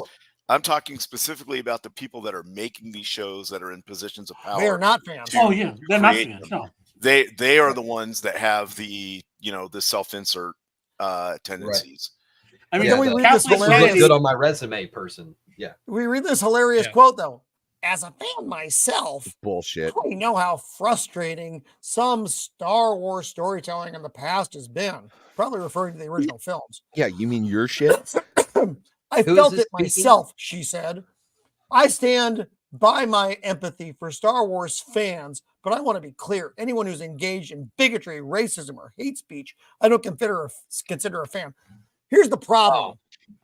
Jane, But it's okay. It's you okay ignorant to bitch. engage in graping your underlings. It's okay with her. Remember that. No, but this is a false statement. No one is Yeah. saying these things. What they consider bigotry, racism, and hate speech is anything that doesn't line up with what they're trying to fucking vomit at us. If you don't like the vomit, then you're a bigot or racist or whatever. Yeah. Fuck off. Right. No one Here's attacked something- Reva because she was black. They attacked her because her character was poorly written. And it's like, I mean, she's don't like- get me wrong. she's like There's heavy always poorly idiots written. online who say stupid stuff. No one who is actual fans, but you get lumped in with that. And when they come out before the movie and say shit like that, they did the same thing with The Little Mermaid. They do the same thing with all these things. That means that Kathleen Kennedy doesn't even have faith in this project. No, they're So- getting Because ahead. she's- They're getting ahead. They're putting the landmines in place. The bigotry, sexism, misogynistic, fuck off landmines, so that when the show comes out and it does go boom, boom, boom, boom, boom, and no one watches it. I mean, I'm subjecting you people to it because I love you. But You have a weird way of showing it. my love is odd. My love is not fair. Ask Mississippi Masochism Empire. is a Not- thing. Not good. But regular people aren't going to watch this show because they don't know who the fuck the acolyte is. They don't care. This is just like, to them, it's not even like they want big Star Wars. Little Star Wars is failing left and right. Little Star Wars they don't care about. They want the big movies, and even, I mean, the sequels were what the sequels were, but it's not on the big screen. Most people don't give a shit about Star Wars. There are certain things in Star Wars that I did like. I know I like the Clone Wars. I know not everybody liked it. I'm sorry. And I like I liked most it. of the Bad Batch, and I know most people didn't like that either, but I enjoyed them. But there are things, and I liked Andor despite some of its failings. That was the best of, for me, Andor the best of Agree. was the best written Disney Star Wars. and produced But- out of any of the but- shows that we've seen. Fuck, Kenobi was a lightsaber up the ass. But what we've seen in the last couple of shows is that is not fatal. Apparently, yeah, no, or if Ray's around, she can just heal you. Right, it'll help them now. It'll be a boost. I told you guys my ultimate theory, right? Is in the new trilogy, Ray's gonna go, because they showed in Clone Wars, or was it what was the other cartoon after Clone Wars? Rebels. It might have been Rebels, and a little bit in Ashoka that you can go back in time. Ray's gonna go back in time to the beginning of time, and then she's gonna become the Force. So the Force is truly female. Yeah, I hate you, Sammy. I hate you so much. Take him off right now. That could be. Hey, the Force is an old man and his 2 kids. I really don't. I actually don't like that either. I know that was introduced in Clone Wars. I didn't care for that.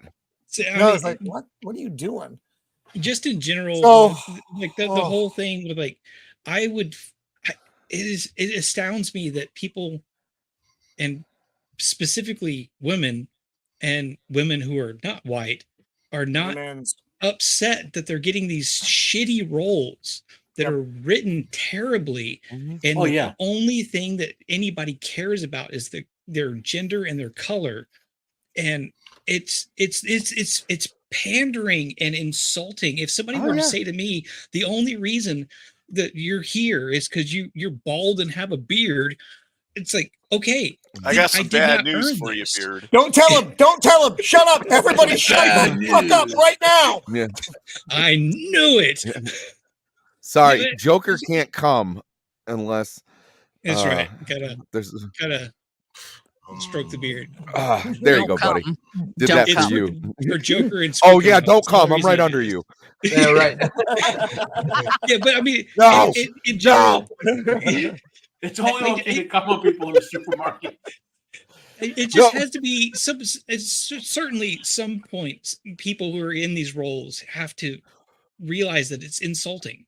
Great example. Really Look at the cognitive dissonance you would think that Mark Hamill had when he was talking about Luke Skywalker's portrayal in the sequel trilogy. He's going like, well, I didn't necessarily agree with that, and that wasn't the Luke Skywalker that I thought I was going to be. But if you diss it, he'll be the first one being insufferable on Twitter. Racist. Yeah, it's like, dude, you suck. Right. Well, because they're in the cult. These actors are all in the cult. Yeah. That's why. That's And the this, reason why. and this, and I said this earlier. This is all the product of DEI and ESG and this virus that has infected the entertainment industry. This is the product of it.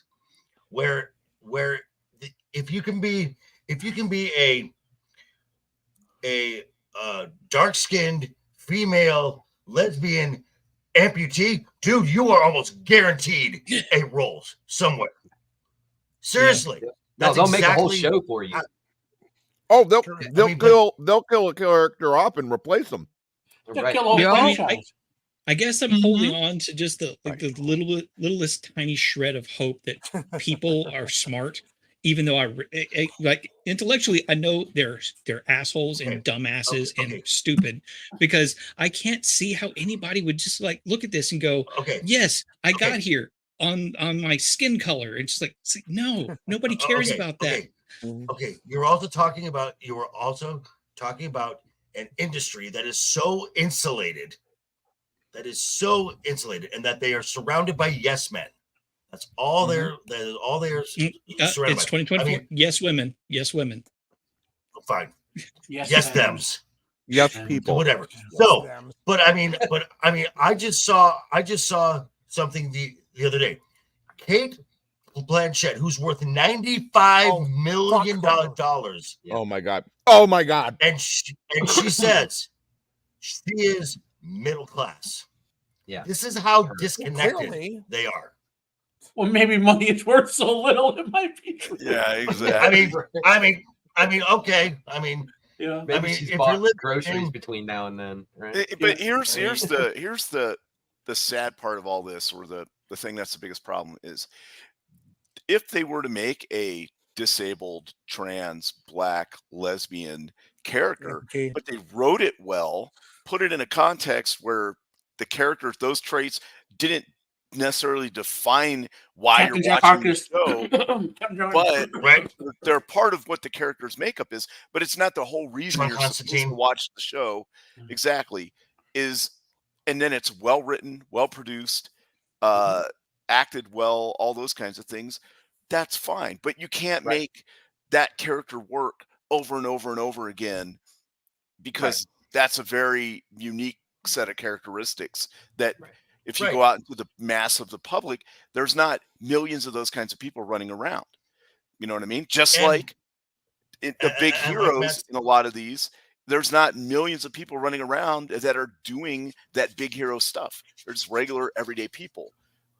So, and like Matt said, Captain Jack Harkness, he's a great character who happens to be, let's call it, he's a little bit of everything. Yeah.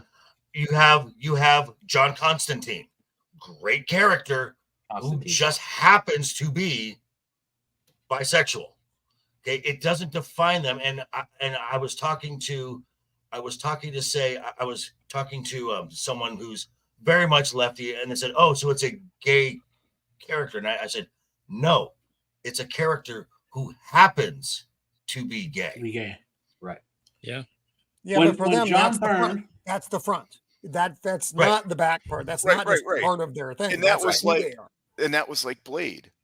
Nobody questioned, well, why is he a black vampire?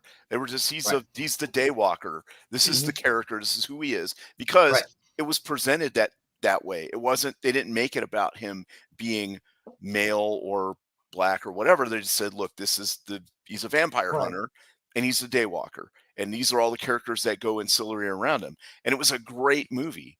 I never once questioned it or anything. I thought it was badass. And going back to what Roman was talking about a little earlier with Todd McFarlane, Al Simmons is black because he happens to be black. Todd was not looking to check off boxes. Yep. He's my favorite comic book character. Even back in the 80s, this is Everyone loves Spawn. This is comic book inside stuff, so not only might know this, but when John Byrne invented North Star, the gay character from the beginning, none of us cared. And we were like, oh, this is a cool character. You know what I mean? We're like, oh, we liked Alpha Flight, cool character, you know, no big deal. And he's gay, no, who cares? You know what? You know, and it just boggles. Well, it doesn't boggle the mind. It just makes me, it infuriates. Like it's. Yeah, I mean it's well, just society as a whole. We have too many people who are identifying like their entire being is this one thing. And I make jokes that, like, you know, Beard of Liberty or whatever, but this is not my entire being right here, just growing from my face. I'm sorry, Joker. I don't want to.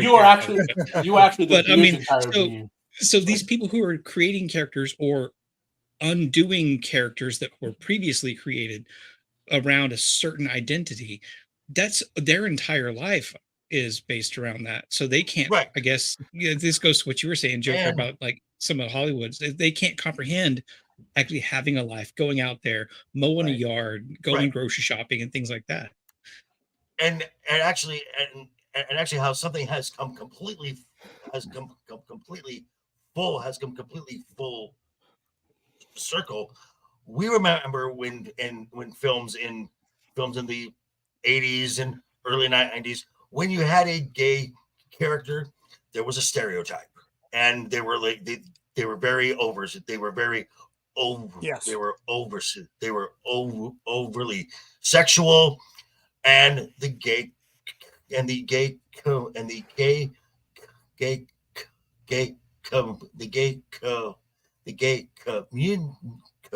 community rightfully said, that's not how we are. We also are just normal people. Next month, we're going to see all of that. But late 90s,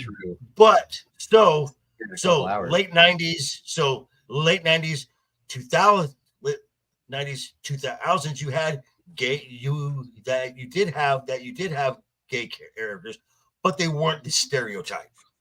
Now it's gone completely back to the other way, where that's all they want is they want their sexuality put right up front. Yeah, flamboyant and ridiculous, and literally their butt in your face. That's what next. I have a counterpoint though. We'll enjoy that. That those things that you guys were just talking about, they should take out, can be done in moderation. Like I really enjoyed the story of Blue Marvel, and that was his whole story was all about his skin color and the things that happened to him because of it. Mm-hmm. And those things can be done and can be done well. You just got to be right. Yeah, you got to stay within the character's experience and keep yourself out of it, like Jackson and Lord of the Rings. Hey guys, check the Empire chat on Twitter real quick. Oh sweet Jesus, what has happened? Oh God, it's never boring. I still got that big Kathleen Kennedy picture up. That's fucking scaring the shit out of me right now. Oh God. No. Yeah, you can't put that on the screen. No, I know you can't, but oh no. You will be. Bravo. You will be. All right, so we're gonna move on. We're gonna zip through a couple topics real fast, and then we're gonna get to our final topic. So Angel Studios is going to be doing a Tolkien and Lewis movie. So J.R.R. Tolkien and C.S. Lewis were friends. Yes. There's some amazing correspondence between these two men. So I think Angel Studios is doing it. So I think this is probably going to be a very good and interesting film, which will not make any money at all, but I think it'll probably still be very entertaining. So that's going to be coming out. I was kind of surprised to see that. By the way, if you read Tolkien's authorized biography, Christopher Humphrey, who was the same guy who put the Layers of Tolkien together, it's really good. If you want to know how the actual legendarium was constructed, Tolkien's experience with the wars, why he was so devoutly Catholic, it's an excellent biography. Yeah, I've read that biography many times. One of the better ones. Yeah. But also, without C.S. Lewis, we would not have the Lord of the Rings because Tolkien was so busy doing revisions and writing it, and was very shy. And Lewis was like, "Bruh, publish it, get it out there, stop being a pussy." Yeah, not just that. What's the publisher's name? Unser. His son, who was like 10 or whatever, read The Hobbit and said, "Dad, you got to publish this." But it was kind of funny because for Lewis and his and Tolkien's son, we would not have what we have. Right. No, and both of the men were very Catholic, and both of them. But Tolkien, while it is in his work, it's a lot more in the background. Where C.S. Lewis, hey, it's right up front, and they they had discussions about that. Technically, Lewis was not Catholic. He was not Catholic. Was he Anglican? He was Anglican. It's the same fucking thing. No, it's not. No, that's the Henry VIII religion. No, we've absorbed them now. It's all the same thing. You will become one with the Borg. So jumping around more, here's one that is terrible. And I don't want to spend a lot of time on this because I want to get to our last topic before we run out of time to do it. Doctor Who ratings are actually fucking abysmal, even compared to Jodie Whittaker's run, which was abysmal. This is it's sinking. It's like three guys in a garage watching this now. No one is watching Doctor Who. I've never thought that I would actually enjoy seeing something I used to love completely tanked. Of an AI. This is fun. We lost Dempsey. What happened to Dempsey? This is the creation of an AI. The actual Doctor Who was completely destroyed when it attempted to film Peter Capaldi's generation, and a volcano erupted and Britain sunk into the sea. So this is all AI. There's nothing. No. I can accept that easier than I can accept this run of Doctor Who, which I'm going to admit I haven't watched. You know why? Because I did watch the holiday special, or the anniversary special, which was fucking abysmal. David Tennant couldn't save it. I didn't want to watch it after that because I already hated Dr. Nutty, as Bolstreck calls him. And apparently no one else likes him either. So I'm sorry. Fuck off, Doctor Who. You suck now, and no one wants to watch it. Too bad. It is what it is. This one's kind of funny. This is very brief. What's that? It is kind of fun to watch the numbers, though. Oh, they're Just they're like plummeting. sinking like a fucking boat. It's bad. This is not good news. Jerry Bruckheimer says 2 new Pirates of the Caribbean movies likely. So these are pirate movies without Jack Sparrow. You know what that tells me? No, They no, are no, not no, going no, to no, make no, any no, money, no, and they're no, all no, going to be sexist. Nope. Okay, no. Okay, One of okay, them's a so reboot, right? I got this from I talked about this on my Monday video that even though these are a reboot, they're a reboot of the series, and Disney wants Margot Robbie. Jerry Bruckheimer's really hoping that Johnny Depp will come back and still reprise his role as Jack Sparrow. I thought he said he had no interest anyway. Okay, there have been reports. I can only say this is a rumor that Johnny Depp has told people, even if you threatened to murder him and give him $1 billion, he would not do the come back. Right. Why should he? After how he was treated. Exactly. It's how he was treated. Right. I mean, he's not exactly a great person himself, but he got done real dirty in that whole thing. Yeah, he did. Well, no, he's a celebrity with a celebrity life. He's an addict. He has a problem. He's not I mean, like an evil monster. Whatever. Everyone in Hollywood is an addict. I have no problems with that. We get through this show every week, for fuck's sake. So, Green Lantern project is moving forward. My problem is the Green Lantern writers. Great casting, though. Great casting. Nathan Fillion is good. I'm excited he's going to be Guy Gardner, which is a character I actually never expected to see. So here's where things are going to get sketchy, though. We have Tom King. Well, that's a red flag. It's dead. Forget it. It's dead.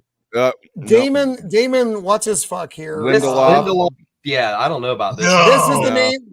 This is the name that is the killer for me. Yep. Yeah. HBO's Watchmen series. Yep. Yeah. This is your guy. And Lost. And Lost. Star Trek Into Darkness. And World War Z. And Prometheus. Apparently wrote the Raid film too. Yeah. I don't know. What? I don't know, man. So based on just Squeaka, Squeaka, that's very true. Squeaka, very true. What I do? What happened? What did you say? Oh, I'm sorry. Is an Olive Garden? No, and no. Literally, no word in that statement is correct. Come on, man. We found you passed out in the chair. That's correct. We started shaking you, and we're like, "Come on, dude, wake up!" And you're like, "When you hear your family." See, what we don't see is behind that shelf figurine is a pile of Olive Garden dishes, you know. Fucking animals. This is the last quick story before we get into the big story. Parmesan cheese grater on him, like Narcan. Wake up! Wake up! Why? Why? Why? I know exactly. So they're making a Vision series. They're bringing back their poor Paul Bettany's getting brought back. Terry Matalas is the one who gave you Picard season 3, which I enjoyed. I don't know if everyone did, but I liked it. I know it was all jingleberries and everything, but I still liked it. I don't see a purpose to this at all, though. This is I mean, if you saw WandaVision, you saw that they had the robot that they put back together, which had no soul. But her magic made up version of Vision gave him all of the memories, which I don't know how that happened since he didn't exist. And so now they're going to have a whole series about him. I think it's stupid. Only thing I enjoyed is that they had, I did like that they had Vision's like white suit. Like I enjoyed that in the comics too, but yeah, I don't care.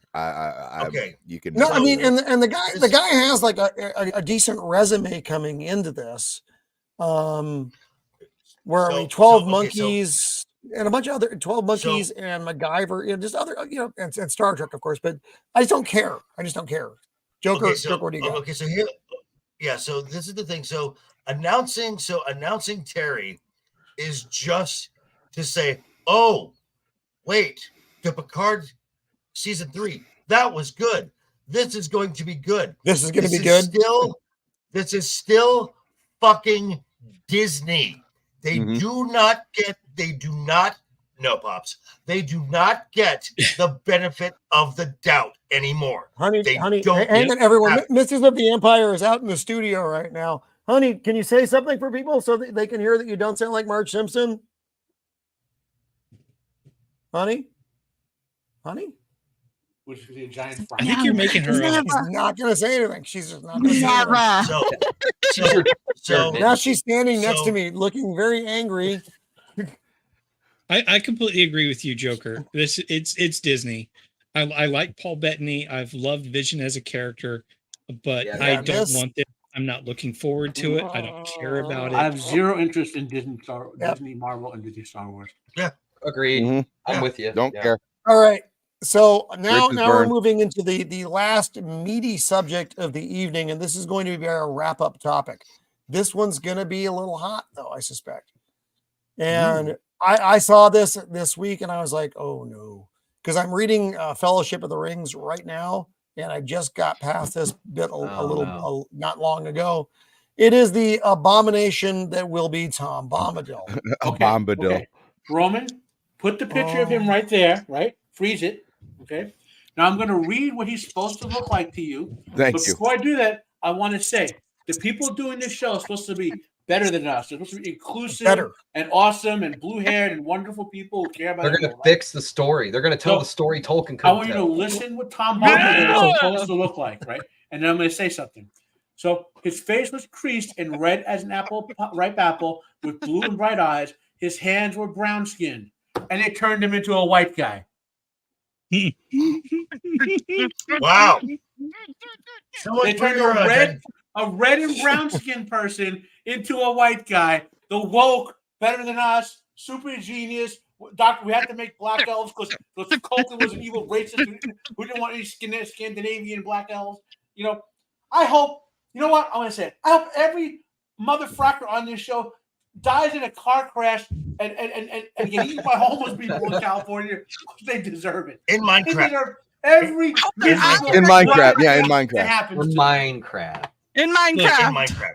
Look, if Tolkien really wanted his character portrayed on screen properly, he would have seen into the future and then described Tom Bombadil as a red-headed woman. Then they would have done it right. You Wait, know, That's yeah. even, No. that's even Beard, worse. a redheaded trans amputee.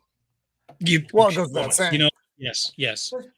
What makes So- it even worse, Tom Bombadil's clothes are supposed to be brightly colored. Yes. He's not Not supposed to drab look and dirty. dreary like he's going to a fucking funeral. He's This is Tom and then where Bombadil. This they is the way put you him- think of him in the okay. comics. I mean, know we're at nerding least out something here, like this. but on the map of the Second Age, even the Third Age or whatever. So what happened in the Second Age? The world is still flat, but eventually Eru Mhm. punishes the world and makes it round, an orb, right? But so it curves Europe and Asia. But where they're going now is called Rune, and it would be in the modern world where kind of like where Russia and Western Europe are. Okay, most of it would be, right? So Tolkien had nothing set there. Yet for some reason, Standoff and the Not-Bits are going there to visit Tom Bombadil, who has a second house that Tolkien never put anywhere. Tom Bombadil has his territory he lives in, does not have a second house in the middle of godforsaken nowhere. Yeah, and he's where he- actually the other pretty thing to protective about his take in- territory. Well, the other thing to take into account, Tom Bombadil is not like, as far as the main trilogy, he's not really mentioned in any other writings besides the Adventures of Tom Bombadil and the Lord of the Rings. Yeah. And the other thing is, he's such a unique, weird character because he's Weird so is the right overpowered. word. It doesn't make sense to put him anywhere Yeah. in like any of this, because Yeah. literally he could snap his fingers and the world would just like cease to exist. Like, people speculate that he's Iluvatar, which is the main creator of the universe within the story. We don't know for sure. I have my theories, but basically he's so OP, it makes no sense for him to even be anywhere in the story. My theory is But he not only is the that- music of Iluvatar. Well, there's a lot of different theories about it. He's clearly tied to nature. Like in Norse and Germanic mythology, people forget about. They hear about the giants and the men and the elves and all that. There's another category of sapient beings called the nature spirits, right? And we know they exist in Tolkien. Like, for example, if you remember the Balrog part with the formless creatures down below, for example. Yeah. Like the nature spirits do exist, right? And he was described as the first sapient being in the universe who came in before even Melkor snuck into the universe, right? Yes. So he is. But Tolkien also said, while I put clues as to his identity in the writing, I'm never going to reveal it because he's supposed to remain a mystery, right? But we do know stuff about him. We know that he's curious, but he has no desires for earthly things, right?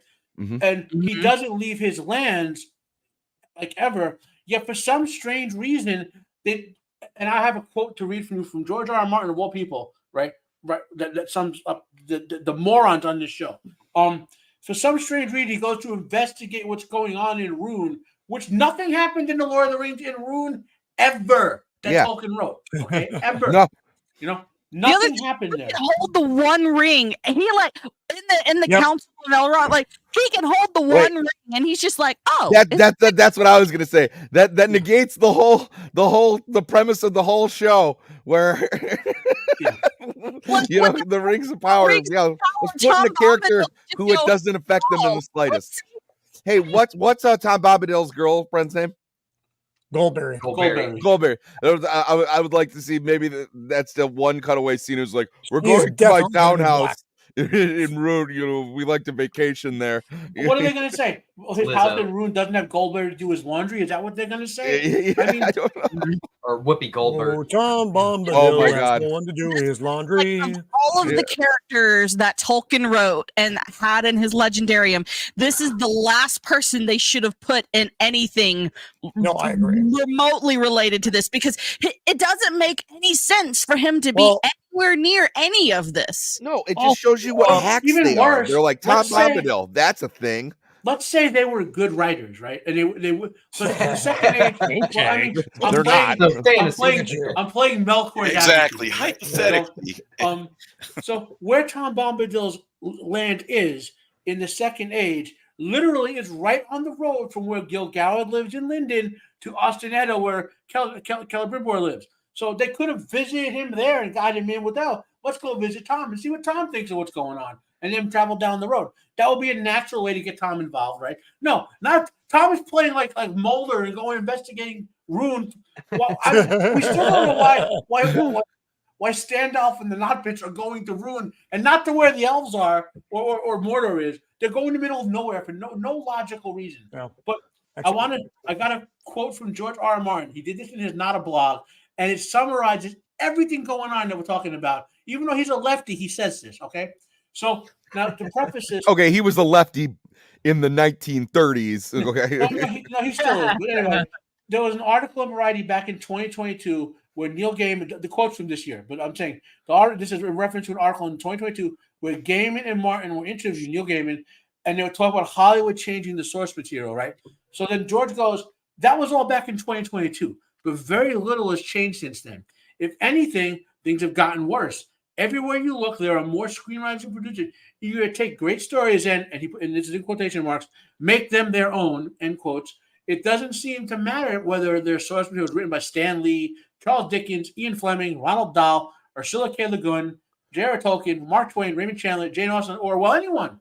No matter how major a writer is, no matter how great the book, there always seems to be someone on hand who thinks he could do better, eager to take the story and, in quotes, improve it. The book is the book, the film is the film, they'll tell you, as if they're saying something profound. Then they make the story their own. They never make it better, though. 999 times 1,000, they make it worse. Okay? And he goes on because he was talking about Shogun, which is a really good adaptation. So you want to have him praise for Shogun.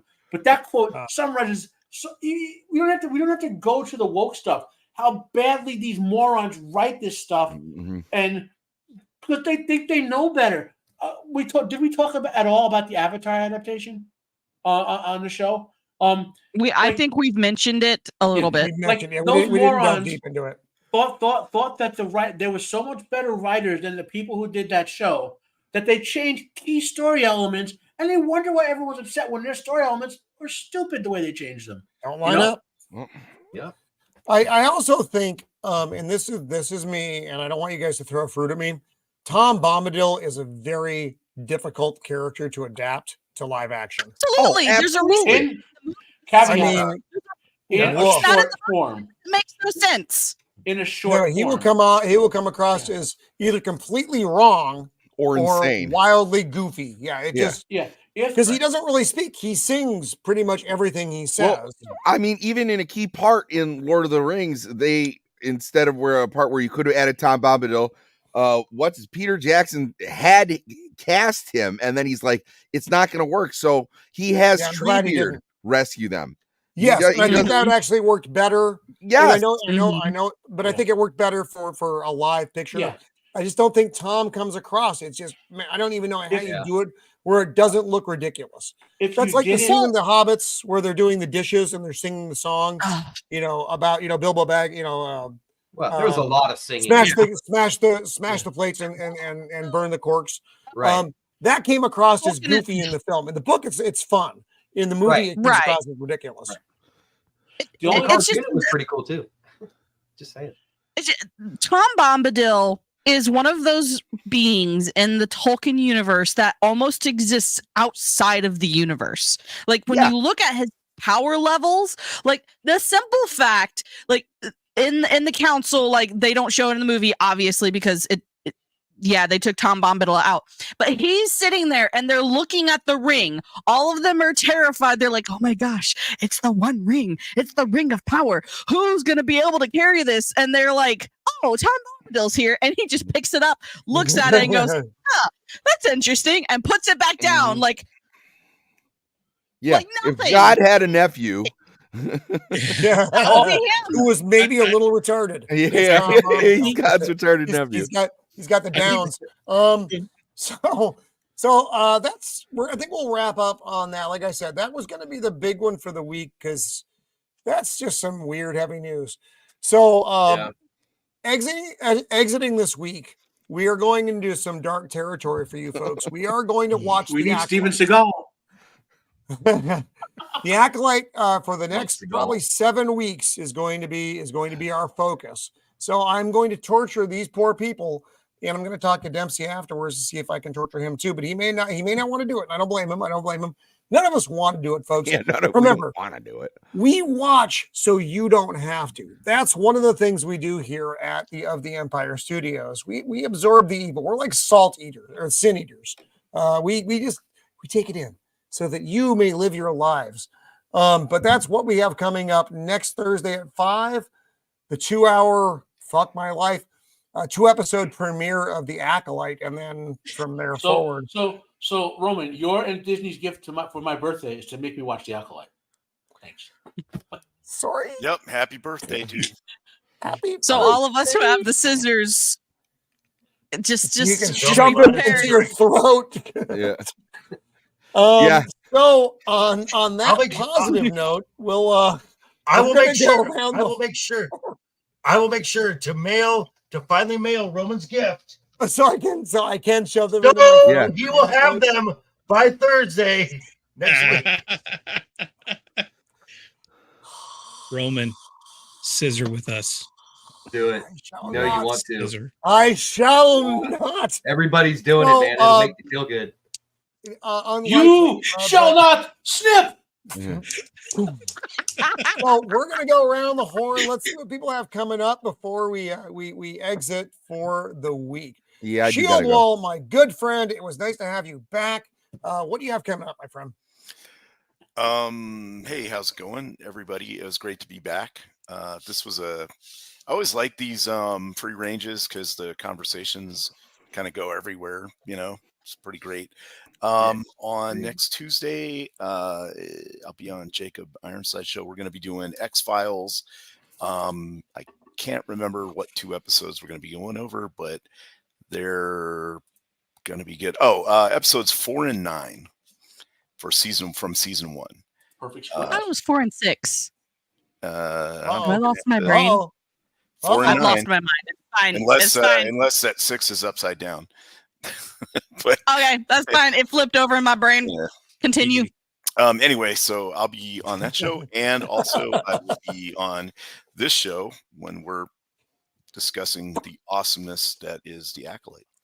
maybe we're all going to be wrong, and maybe it's going to be the best Star Wars we have seen since Return of the Jedi. I'm always Hey, hopeful. you know what? I'm always hopeful Hey, that somehow it's they not pull it off. likely, but it is possible. It's not a zero Right. chance.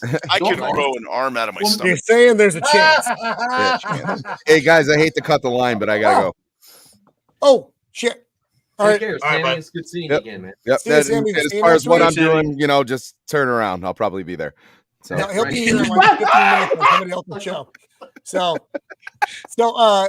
Ego's out there right now. So I want to say, so Ego, sorry about talking about the Dark Side action figure online. If Shiro's watching, just mute that part for her while you're watching it with her. So Joker, what else do you have going on this week, bud?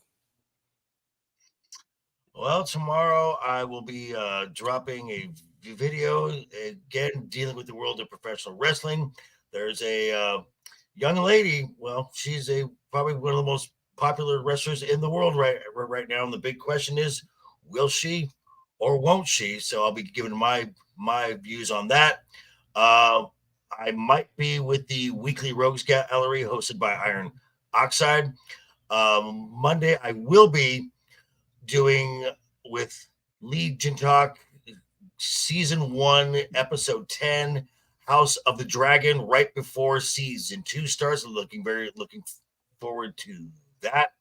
Wednesday night is overbooked, is when myself, Ryan Legion, Left Eye Ego, and Duke Devil 95, we talk about the current state of the WWE, and then I'll be back here again to slowly give myself more cancer than I already do, and be prepared. It's gonna be rough. It's gonna be rough. Join us, Roman. Join us. I shall not. So yeah, so Go with the Roman, scissors. Roman, Guys. I am so glad you're back. This is one of the highlights of my week. I love you all. Chat, you guys are great. Well, thank you, Joker. I have missed you guys. Like I said, it was I had to take the 2 weeks because there was just You no way missed to make me. it work. I missed you specifically. me. Yes, Joker. Yes. Thank you. He's like the middle child. Matt, what do you have coming up, buddy? Okay, so Roman show next week, of course, on my birthday week. For my birthday, I'll be reaching a stroke for all of you by watching The Acolyte. What else? I just filmed. In fact, you want to hear a more extended version of my rant about Tom Bombadil this weekend on the questioners. We just right before this we just recorded our talking about the Tom Bombadil thing on the questioners. That's a spill off of White Cloaks, if you know what I'm talking about there. What else? I posted my videos for the 19th of fucking YouTube for the 1953 Horatio Hornblower movie. If you want to see the unedited version, Gregory Peck, man, Gregory Peck. Yeah. Yep, the unedited version without the big red blob is on Rumble.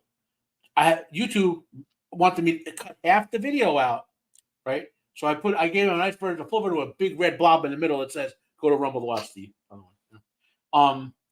What else? I also posted a book review for Season of Blood, which is about the 1990s Rwandan genocide. It's a good book for getting an idea of what's going on. If you want to know what happened. Not a feel-good book. Well, it's a good informative book, and well, whatever. I have my thoughts on that. What else is going on? In a couple of weeks, I have something with Jacob Elliott. No, yeah, not Elliott. True Grit, the original True Grit, and you will get Jacob and I. It's like we don't care about the remake of True Grit review of the original True Grit. There's that. My show tomorrow, Friday, Pandemonium. Jacob's been guesting for me on that. Anyone else wants to become a guest, let me know. It's usually 3:00 Eastern time.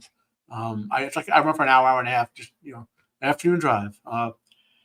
My next review will be Greyhound. It's a Tom Hanks World War II film from 2022. I have not Good seen movie. that one. That's a good movie. Yep. Good movie. It was surprisingly good. Yeah. And Matt will be a guest for the. We'll be having a guest spot on Wednesday night is overbooked as well. Yep. So someone who can actually answer most of the trivia questions Joker comes up with. Some of those answers, Joker, man. I'm like, how did they come up with that? Like you know, and Mabel. Remember Mabel? The female wrestler Mabel. I don't. Oh Lord. Anyway, what else? Well, Wednesday night overbooked next week. That's my actual birthday, by the way, that day. And there's something. Oh, and I said Horatio Hornblower. So I'll be reviewing the Horatio Hornblower TV show from the 90s. The first episode will be out in a few days. I've been backed up because of a leg injury. That's kind of why. And I'm reviewing, the Shark TV series up to season 4. And I found a treasure. I remember this show from when I was a kid, but kind of it's been a long time. It's in the 1970s. It's called The Fantastic Journey. It only ran 10 episodes. And I grabbed it and I was rewatching it. And the first episode was surprisingly good. It's a sci-fi horror type TV show involving some time travel stuff. I don't remember that one. Well, it's where you can watch it if you want to check it out, Roman. Okay. It's on Mad Vision. Okay. Yeah. And I watched. I was so surprisingly good to watch. I'm going to be reviewing that too. And then so nice. I think From season 3 drops soon. I'm not sure about that, so I'll be reviewing that as well. That's kind of sounds like I have a lot going on, which it's a lot. All right. Beard of Liberty. What do you got coming up, buddy? Just gotta do a quick brush here for Joker. Yes. Let's see.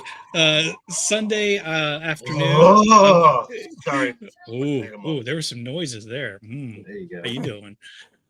Sunday afternoon, I'm going to be over on YouTube with Stark of Iron. Nice. He and Snail Messiah. We've been doing some Fallout stuff on Sunday afternoon, so we're enjoyers of that kind of universe. And so this next Sunday, we're going to be going into the fauna, the Death Claws and Cazadors and things like that, going through all the weird creations that in the Fallout universe. Monday night, of course, about After the Weekend. I don't remember exactly which movie we're doing this week, but I know this month is like summer vacation themed movies, and R2 has picked out some good ones for us. Looking forward to that. Everything else kind of going on from there. I guess I'll be back here to suffer with you guys for Acolyte, obviously. Anything else, people can follow me on X at Beard of Liberty, because I don't pop up quite as often everywhere as like Sammy does, but I'm pretty close. That's so because that'd be impossible. Right. Yeah. So if I'm going to show up somewhere, I'll put it out there, and folks can show up. And occasionally people can find me joining the Salty Nerd crew for their Helldivers live streams. I've been joining them occasionally, so you never know where I'm going to pop up. Sweet. Well, it was good to see you again, Beard. Again, I have missed you all.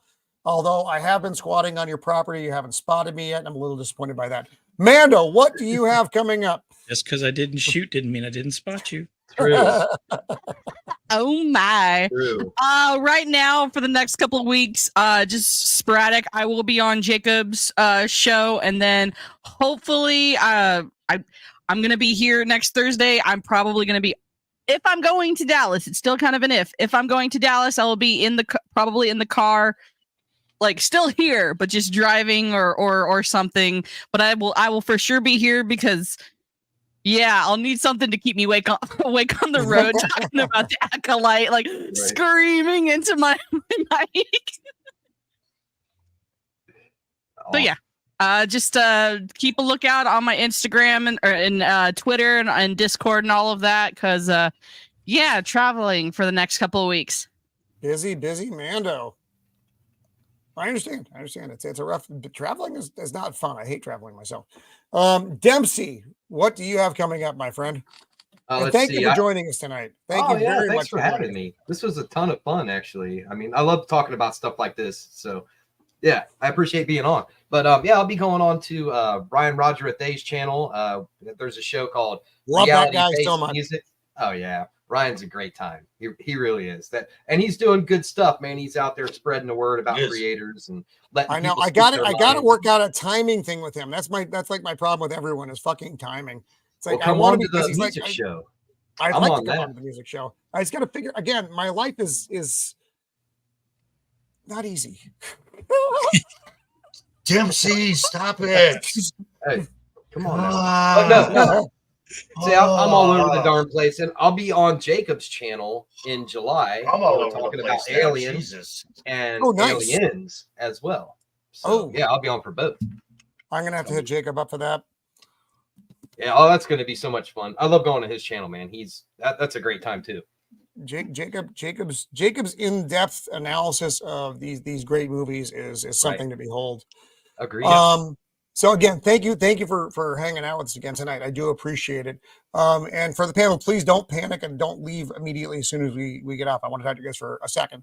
But so yeah, again, next Thursday we start our voyage into the dark side with the Acolyte at 5 Pacific Standard with episodes 1 and 2. Yay! We'll see what happens. So right now, Jay at Diabolical Souls has a show on live, and my good friend Stephen Walton over at Dragonstorm, Narcissist Slayer, has a live show going on as well. So stop by and see those guys. They both have good shows.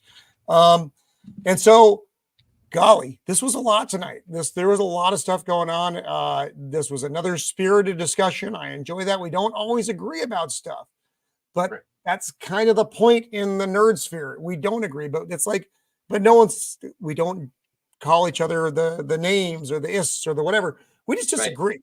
We all have different sometimes you get a little Sicilian, you know. Right.